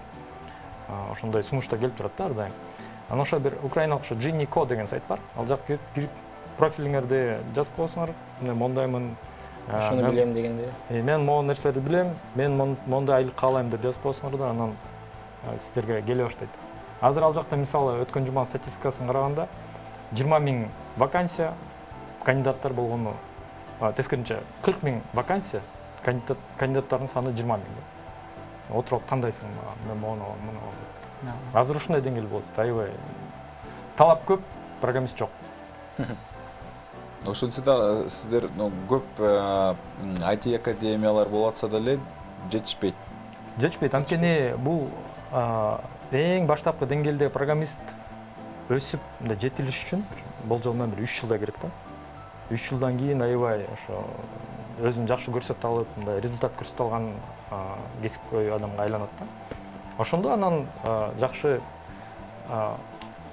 өзүн жакшы көрсөтө алат, жакшы жумуш алат. Ага чейин эптеп бир стажер болуп бир жерге кирип, мындай айына бир $200 $300 ушундай сыяктуу кичинекей бир жумуштарды алып, өздөрүнүн портфолиосун жасап, мен мондой нерсе билем деп өзүн реклама кылыш керек да ал адам. Тилдерди үйрөнүш керек. Жалаң эле программист тил эмес, ошо орус тилин, англис тилин билиш керек. Өзгөчө бул кымбат процесс да. Эме өзүн сатыш, көбүнчө курстар бүткөндөн кийин студенттер сразу табам, ишке кирем деп, заказ алам деп максат менен берип барышат да, бирок бул өтө кымбат процесс. Ар дайым убакытты бөлүп окуш керек да. Программирование бул точкасы жок. Биякта все время развиваться и так далее. Чоң рахмат. Мага ушул IT ассоциациясынын слоганы жагат: Кыргызстанда жашап, бөлөк жака иште деген, дүйнөгө иште деген. Ошондон сиздерге дүйнөлүк белгилүүлүк, анан дүйнөлүк продуктларды кыргызстандык программисттер жасаса, көбүрөөк жасаса деген тилек менен бүгүнкү сиздер менен маекти жыйынтыктайлы. Жана ошондой эле урматтуу көрөрмандарга эскертүүтөлү, бүгүн бизде Simantir.com платформасынын негизчүсү жана инженери Акбар жана Элдияр, ошондой эле Аша Рэп тиркемесинин негиздөөчүлөрү Мурат жана Дастан болду. Бар болуңуздар. Азыр болсо кыскача сюжет. Билесиздер, бүгүн чоң митинг болду. Мына ошол митингден кыскача сюжет, андан кийин биз бүгүнкү эфирибизди улантабыз.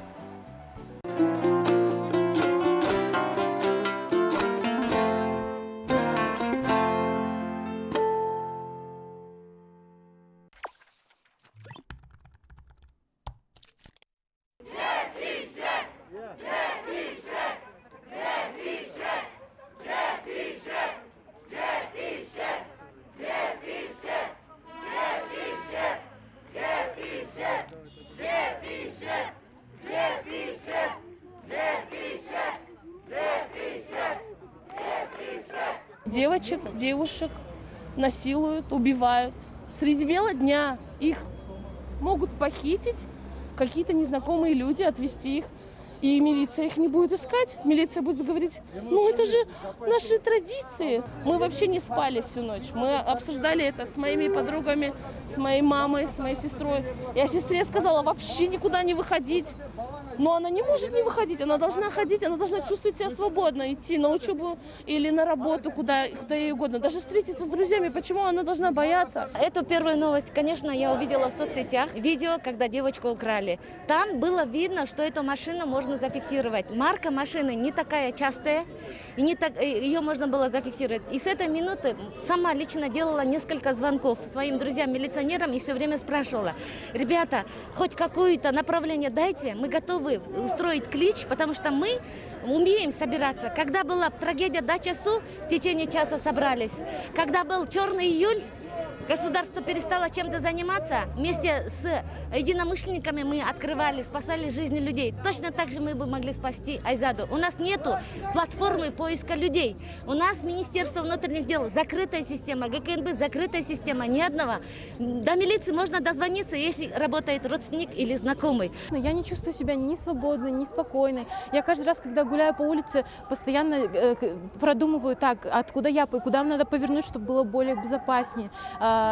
Родители мои, хотя мне 22 года, мне до сих пор родители звонят и говорят: как ты, где ты, будь осторожна, не оставайся допоздна. Хотя, казалось бы, да, безопасный город, камеры в прямом смысле слова, но где? Это все не работает. К сожалению, это все машина государства, даже камеры, построены на то, чтобы клянчить деньги у людей. Они клянчат эти деньги, а проблемы не решаются.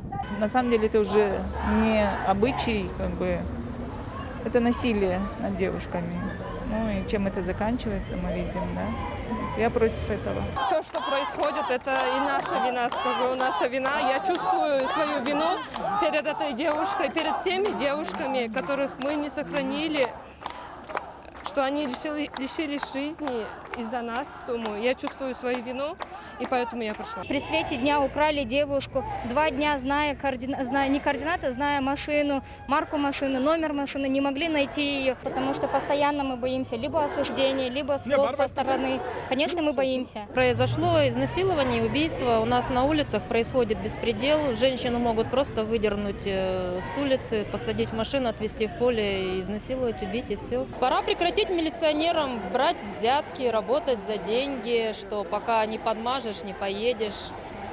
Пора убирать всю эту систему. Мне больно от того, что никто ей не помог. Когда ее крали на тот момент, никто не остановился, никто не помог. И мне кажется, что мы вот сюда все вышли для того, чтобы и кыргызстанцы другие услышали, что Аллахачу — это ужасная практика, что это ужасно, что нужно искоренять.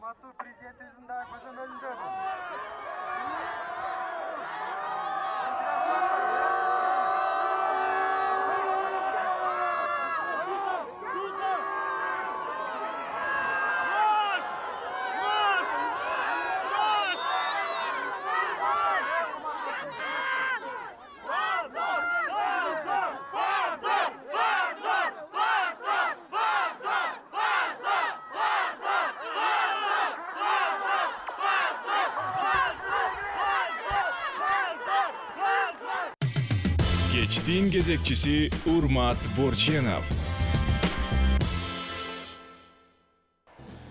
Учурдан урматтуу биздин көрөрмандарыбыз өтө кейиштүү окуя болду. Ошондуктан биз каналдын жалпы жетекчилигинин атынан жана ошондой эле жалпы жамаатыбыздын атынан Айзаданын үй бүлөсүнө терең кайгыруу менен көңүл айтабыз. Жана ошондой эле бул окуялар азыркыга чейин орун алууда.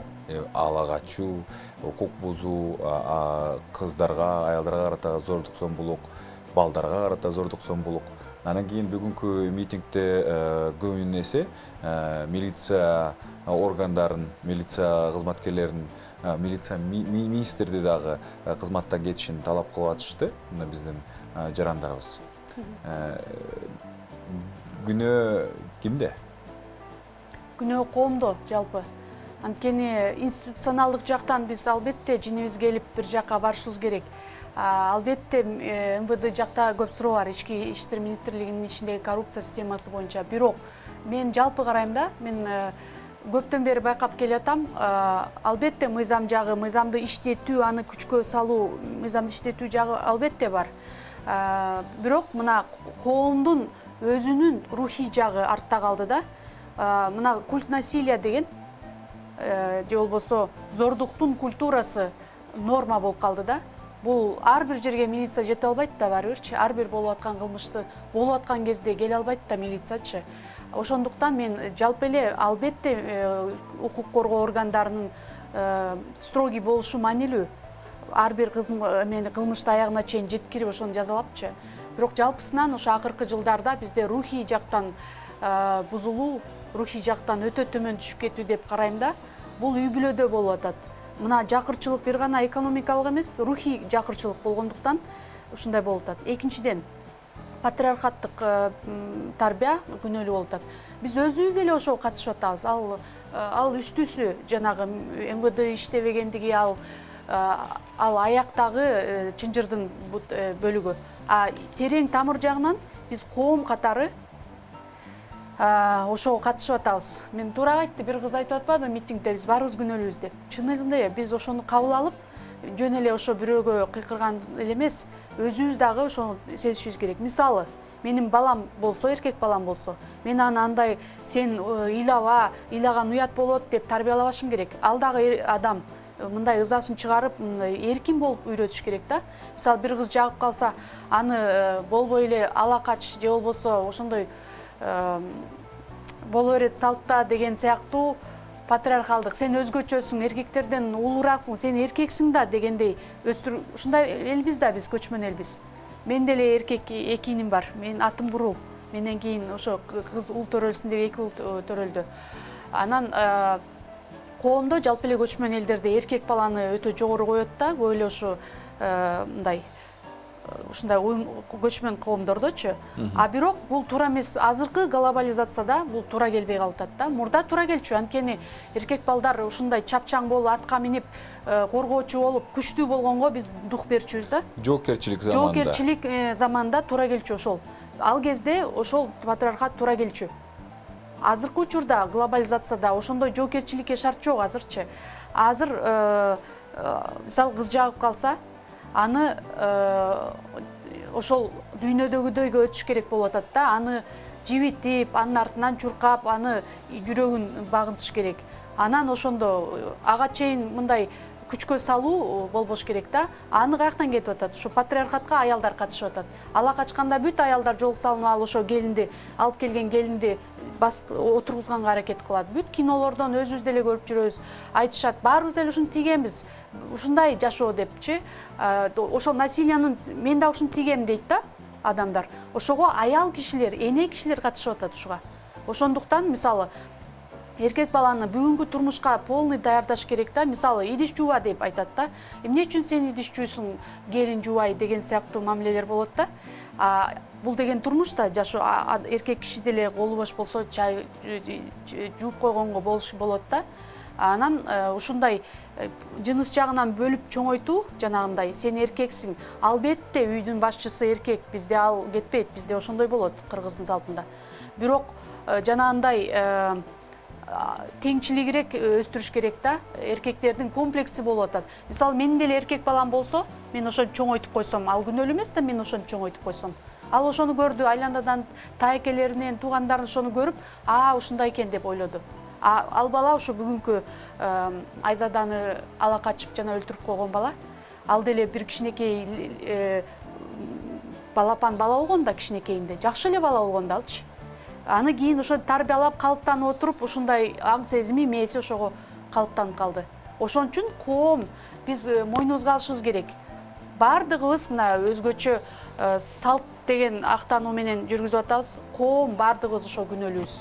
Анткени мисалы менин эле туугандарымдын үй бүлөсүнө барып калсак, эркек балдары эжем жууйт дейт да, мисалы идишти же болбосо ошо үй жыйнаган үйдүн иштеринчи, ошону аралаштырып, мындай кичине турмушка аял кылган иштерге деле үйрөтүш керек. Анткени кыздар деле эркек кылган иштерди кылып атпайбы? Ошол сыяктуу психология кетет да. Анан күчкө салган болот деп зордуктун культурасы кетип атат да. Ушул өтө начар. Анткени бул эле эмес, бул эң жаман случайларын гана билип калып атабыз жаңылыктан. Канча үйлөрдө болуп атат бул азыр. И зордук не только кыздарга, эркек балдарга да болуп атат. Ушундай зордуктун культурасы. Мисалы мен бир көрдүм, төрөп коюп, баласы паспорту жок, 21 жашка чыгыптыр, төрөлүптүр. Азыр бирөөнүн колунда ошол кул болуп мал карап жүрүптүр, документи да жок экен. Эми ал эркек бала. Зордук деген жыныс албетте аял жактан аялды кысуу болуп атат, бирок жалпы зордуктун культурасы нормага айланып баратат. Ушул өтө начар да. Анан эң өкүнүчтүүсү бул коомдун кайдыгерлиги дагы болуп атпайбы? Мен ошол эле видеодон көрүп атпайсызбы? Ооба. Өтүп баратат машинелер, өтүп баратат кол чатыр кармаган адамдар. Эч бирөөсү эч кимге сөз айтып койгон жок. Чуркап барып аралашкан жок. Мен ушул деген трагедияга келдик да, ошону ушунчалык шок болдум кече. Бишкектин борборунда, макул региондо болсо көрбөй калды, видеокамера жок, эч ким демекпиз да. Бишкекте таң атканда 7:30 дейт, көрдүм. Ал жерде тыгып эле 3-4 бала салып атканын көрүп атат. Ал элдер өтүп кетип аттыр жумуштарына. Ошону көрүп, биздин кыргыздын немесинде рухунда андай жок болчу да. Бирөө экөө мушташып атса же бирөөнү өлтүрүп атса, бирөө аралашып ошону токтотчу да мурда. Ал тургай биздин мигранттар Россияга барганда бирөө чөгүп кетсе, чуркап барып сактап калып атпайбы? Метрого секирсе. Ошол сыяктуу бул деген цивилизация. Ошол цивилизация жок болуп калды да. Кыргыздар айттырбай туруп эле, мындай запрос кылбай эле өзү сезип аралашчу да ушундайга. Ушул чындыгында бул рухий бузулууда, канчалык динге кирбейли, канчалык жол салынып сакал койбойлу коом ушундай болуп атат да. Сиздин оюңуз боюнча ошол рухий жакырчылык, анан зордуктун культурасы деп атасыз, эмне себеп болууда? Бул рухий жактан мындай жалпы эле мына рынок экономикасында конкуренцияга үйрөтөт да, ушундай келип отуруп,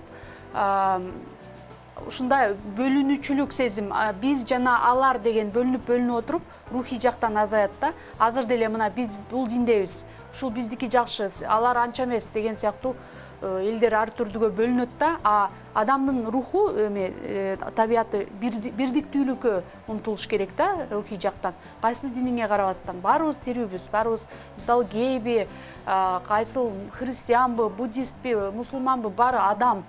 Ошондой бир жан деп коеюнчу, жаныбарларды деле айтканда, ошо өзү жандар дегеле баардыгы бир энергия.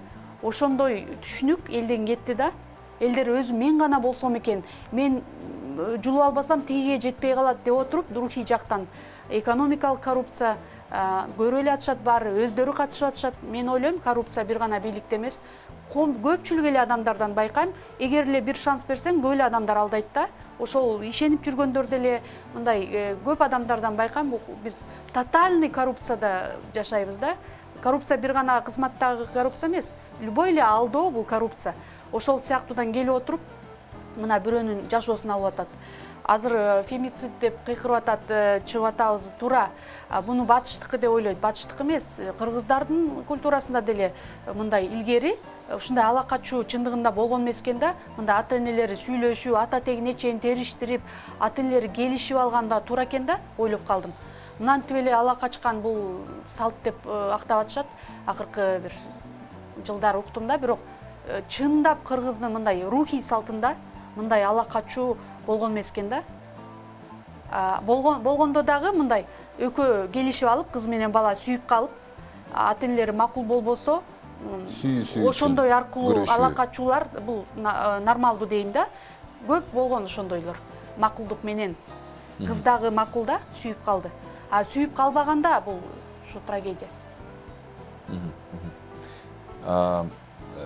Бул албетте жана сиз айткандай бул болгону бул аябай муктаж болгон жол да, салт эмес эч кандай. Бул кылмыш да. Бул кылмыш.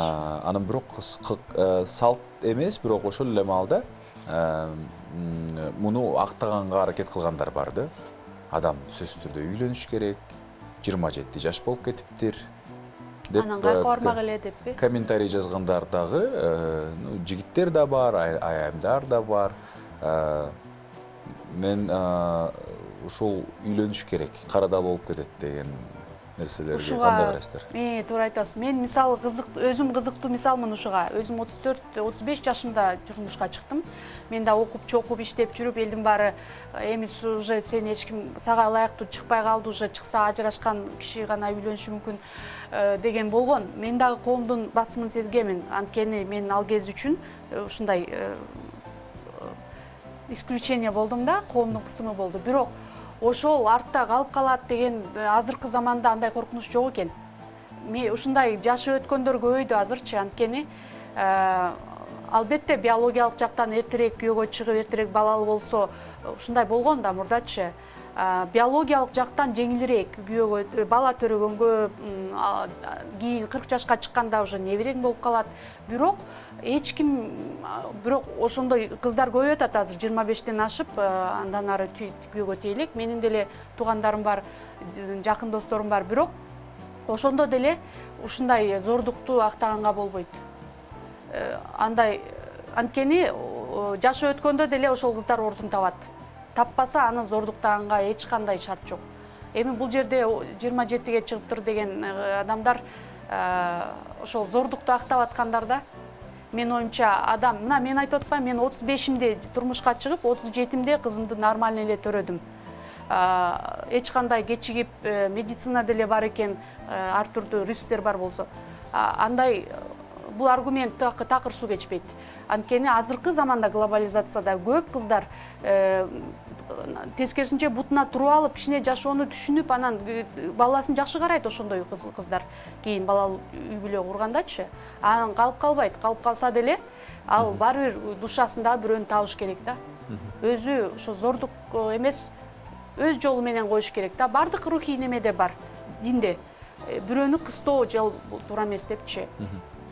Эми кайра митингчилерге кайта турган болсок, көбүн эсе ошол балким эмоциябы же болбосо чындап эле бул министрдин отставкасын талап кылышты. Анан сиз айтып атасыз, бул жалпы коом күнөөлүү деп. Бирок ошол эле маалда коомду оңдой турган, коомду көтөрө турган, жоопкерчиликти ала турган ким болуш керек? Ооба, ал жагы мына биринчиден коом дедим, экинчиден мыйзам.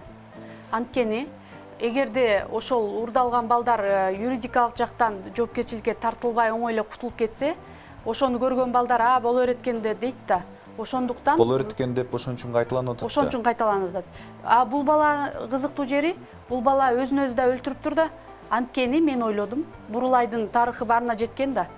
Ошо жакшы болгон экен, ошо шумет этипчи, баары ыз чуу болуп, канча ООНдун уюмдары, эл аралык жарандык коом баары жакшы болгон экен, ошону көп жолу ошону алып чыгышты да. Анткени жана ала качкан бала, мисалы, ушундай өлтүрүп алган учурда же ушундай зордукка барган учурда баары тык этип ойлонот экен да, эртең мен дагы түрмөгө түшүп калсам, кыйналып, канча ыз чуу болгондон көрө дегендир да, мен ойлоп атам да. Ошон үчүн ошол ал дагы МВДнын айынан мындай болгон эмес, эл аралык коомчулуктун ызылдаганынан болгон. Азыр дагы бул жерде эки нерсе маанилүү болуп атат. Укуктук жагы ошол МВДнын күчтүү иштөөсү керек. мындай иштерди аягына чыгарганга толук тунук жол менен соттор ачык өтүш керек. Мунун жанагы тыгып аткан балдарды дагы бардыгы тартылыш керек. Анткени алар соучастник болуп атпайбы? Анан экинчи жагы жарандык коом. Анткени бизге окшогон мисалы жарандык коомдор жана кат жаза коюшту, ар түрдүү реакция кылышты, сотторго чейин катышып чогуу турса, ошондо МВД эффективдүүрөөк иштейт да. Антпесе частный дело, гражданский дело болуп эле калып калат. Көп азаттыктан көрдүм, көп келиндер өзүн өзү өлтүрүп алгандыгын. Азаттыктын сайтынан ар бирин көрүп ушунчалык кылчылдадым да. Ошого жеткиргенде анан же болбосо уруп өлтүргөн дагы өз асын өлдү деген да. Эми алар ата-энелери ыйлап баткенде экен, бирөөсү каякта оштун кайеринде айла жок эле калып калышыптыр да. Ошо ата-энелери ыйлап эле калып калышты. Канча күнөн эксгумация дешип. Ушундай нерсе айтканым өздөрү эле жалгыз болуп калып атат да ошо кыздын ата-энеси. Ошон үчүн милиция менен чогуу, жарандык коом чогуу кетиш керек. Эл аралыкка көп ишенбеш керек, анткени алардын ал үсүртөн эле. А биз өзүбүзгө керек ошол. Бизге окшогон ар түрдүү активисттер дейт го, ошолор артынан түшүп, сотторго коштоп барып, не болуп атат деп чогуу иштетпесе, азырынча алсыз алар деле ошо өзүнүн обязанностун кылып коет, анан ашыкча кылбайт да. А коомдон жанагы публичный соцсеттерге, тармактарга чыкканда анан булар күчтүүрөөк иштеп атат. Ушундай ойго келдим да. Ошол эле Айзаданын апасы Азаттыкка интервьюсунда айтыптыр го, тергөөчү чалып, ачуу басарыңарга келет, той жейсиңер. Жакшы эле баары жайында болот. Бул дагы ошол эле милиция органдарынын кайдыгерлиги эмес да, бул кандай бааласы болот? Бул мен азыр уктум, кечиресиз, мен аны укпаптырмын. Ошондой укук коргоо органынын адамы ошентип атса, бул чачты тик тургуза турган нерсе. Анткени ал дароо көрүнүп турат, кылмыш болгондугу башы жок кишиге деле көрүнүп турат. Демек, муну ошол бала макул аткаруучу кылмышкер өзү өлүптүр, бирок ага катышкан адамдар бар. Муну аягына чейин алар антип айтканга эч кандай укугу жок, алар кылмыш кылыптыр демек. Ушундай ачуу басар. Ушу кыргыздын ушундай салттарын кошпош керек да бул жака. Ал укук коргоо адамы мыйзам жагын кыла турган да, официально айтканда. Ал болсо салтка аралаштырып атыптыр да, демек ошол тарап алдыңарга келип, акча менен алга келүү менен эч кандай адамдын өмүрүн, принциптерди сатпаш керек да. Ошо андайга ошондой боло берсе, кийин дагы эле ойлойт да, кылмыш кылып койсо любой эле зордук ошондой менен бүтүрүп коем, бир тууган акча менен жаап коем деген. Ушундай принципке такыр жол бербешибиз керек.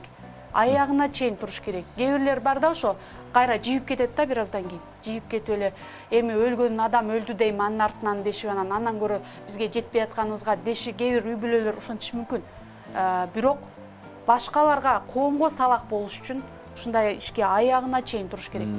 Закондун бардык чынжыры боюнча. Коомго сабак болчу эч бир окуяны эстей албайтам да. Ошондой чуулгандуу окуяларда деле, ошол эле мисалы үчүн жандагы Сузактагы дөңгөлөккө асылган эже деле, дагы башка бирөөсү деле кайра кайтаруу арызын жазып, каршы арыз жазып эле кайра кечирген болуп калып атпайбы? Ооба. Эми бул жерден кечирген арыз болуп калып атат, демек мындай көрсөтмө, мындай элдерге көрсөтө тургандай сабак болсун деген мындай жаза эч ким татыктуу жаза алганын мен эстей албайтым. Ооба, сиз туура айтасыз.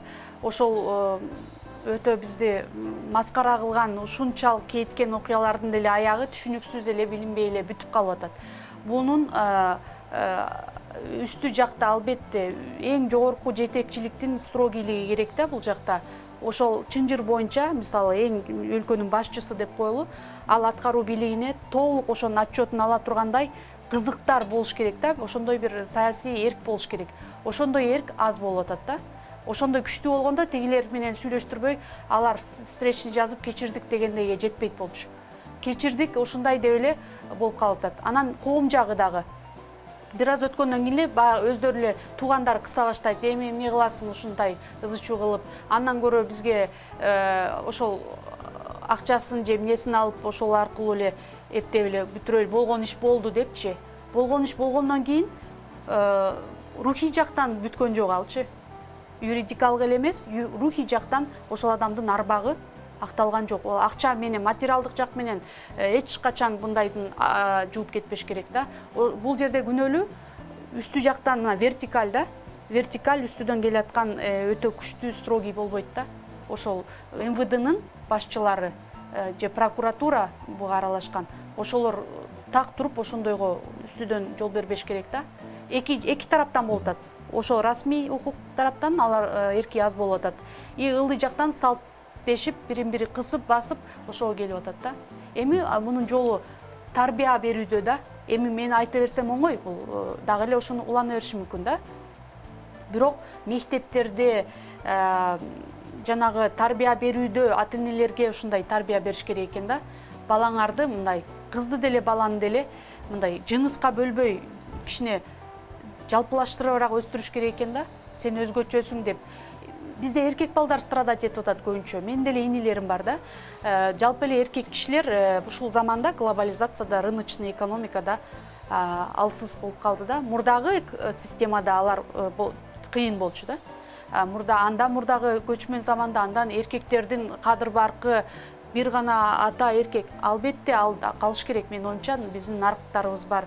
Кыргызда атабыз улуу ата дейбиз. Бирок мындайга келгенде мамилелерге аял тандоо бул биз цивилизация кыргыздын жанагындай үстөмдүк кылбай турган неме кылып өстүрүш керек да. Үй бүлөдөн башталат. Эми аны айткан менен кылыш оңой экен. Мектептин ролу экинчи, биринчи рол үй бүлөдө, экинчи рол мектепте, анан калганы коомдо. Коом дагы бул институт. Ошондой деп ойлойм. Анан өтө кейиништүү болот атат, анткени ушинтип эле алсыз калып атабыз да. Ага чырылдайбыз, буга чырылдайбыз симптомдоруна. Терең тамыры дагы бар азыр. Дагы жердин астында, мындайча айтканда, болуп атат. Бул ар жерлерде, үй-үйлөрдө болуп атат. Мына дин дагы жана үйүңдө отур дегендер болуп атпайбы, аялдарын жабындырып алып, эч жака чыгарбай. Ошолор кантип баласын тарбиялайт ошондой үй бүлөлөр? Иштебе, үйдө гана баланы багып отур, эч жака чыкпа деген адамдар, аялдар кысынып, өтө жаман психологиялык абалда болуп атат региондордо. Алар бул дагы качан буну оңдой алабыз билбейм, алдыга дагы кетип атат булчу. Дагы бир 20-30 жылга ушулардын кесепети келет да. Алар бала төрөдү кантип тарбиялады аны? Өзү билими жок үйдө отурса, элге аралашпай өзү чүнчүп отурса үйдө. Алар төрөгөн бала эч кандай тарбия албай өсөт, мектеп анын баарын толтура албайт.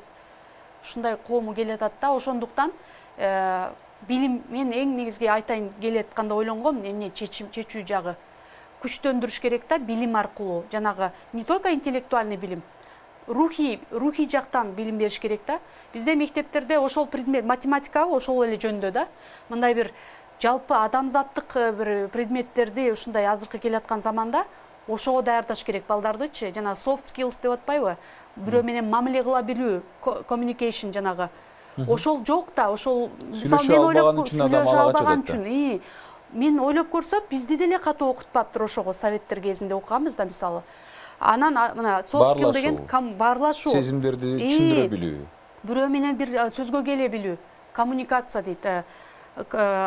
Креатив, творчество ошол 3 навы да, коммуникация, креативность, дагы үчүнчүсү кайсыл эле критическое мышление.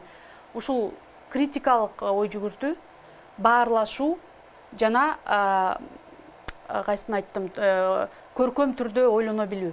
Ушул 3 нерсеге мектеп даярдаш керек. Макул ата-эне жагы болбой атат. Үй бүлөдөгү тарбия баягы эле эскиче келе атат деп коелу. Аны кичине мындай косметикалык оңдоп кетчү хотя бы мектеп болуш керек болуп атат. Мектептен ушул нерселер берилсе, ошо реформа билим берүүдө ушуну эске алыш керек да. Мына мамиле кылууну билбей атат да. Азыр көп балдар өзүнчө окуп атат, эме эркек балдардын мектебинде. Кыз балдардын мектебинде окуган мектептер бар бизде жеке менчик. Жанагы түрк лицейлерин уктум да ушундай. Бирок ушундай полго бөлүнгөн мен оюмча бул бизди артка тартат да. Анткени мектепте жүргөндө баары бир аралаш окуш керек да эркек кызчы. Мен оюмча. Ошондо бири-бири менен сабактан жазышат, окушат, сүйлөшүп атып аралашыш керек да. Бизде аралашпай өскөнү жаман да. Бизде эле мен аралаш мектепте окудум, бирок баары бир кыздар өзүнчө болчубуз да. Переменде. Балдар өзүнчө ойночу. Анда эркек балдарга бир 12 жаштан ашкандан кийин мындай даап сүйлөй албайт болчубуз да, уялыпчы. ушундай болот да эми кыргыздарда бизде. Бирок мына орус мектепте окугандар уялбайт да, алар бири-бири менен равный сүйлөшөт да. Эркек балдар менен деле уялбай мынтип сүйлөшөт экен да. Мен 5 мектепти бүттүм, 11 класста, ага чейин Алайда окудум. Алайда биз ушундай көбүрөөк бөлүнчүбүз да, мындай кыздар өзүнчө жүрчүбүз, балдар. Бирок шаардагылар бири-бири менен тең тушта экен да. Ошол жакты мага. Ошондой болгондо кийин жакшы үй бүлө болот да. Уялбай мындай жашырып өзүнчө политика кылбайтчы. Түзмө-түз доверие болуш керек. Ошого айла жок эми. Үй бүлөдөгүн оңдой албай калдык. Аны биз контролдой албай калдык. Эми мектеп жагы, анан коом жагы да. Контролдой ала турган жери бул мектеп.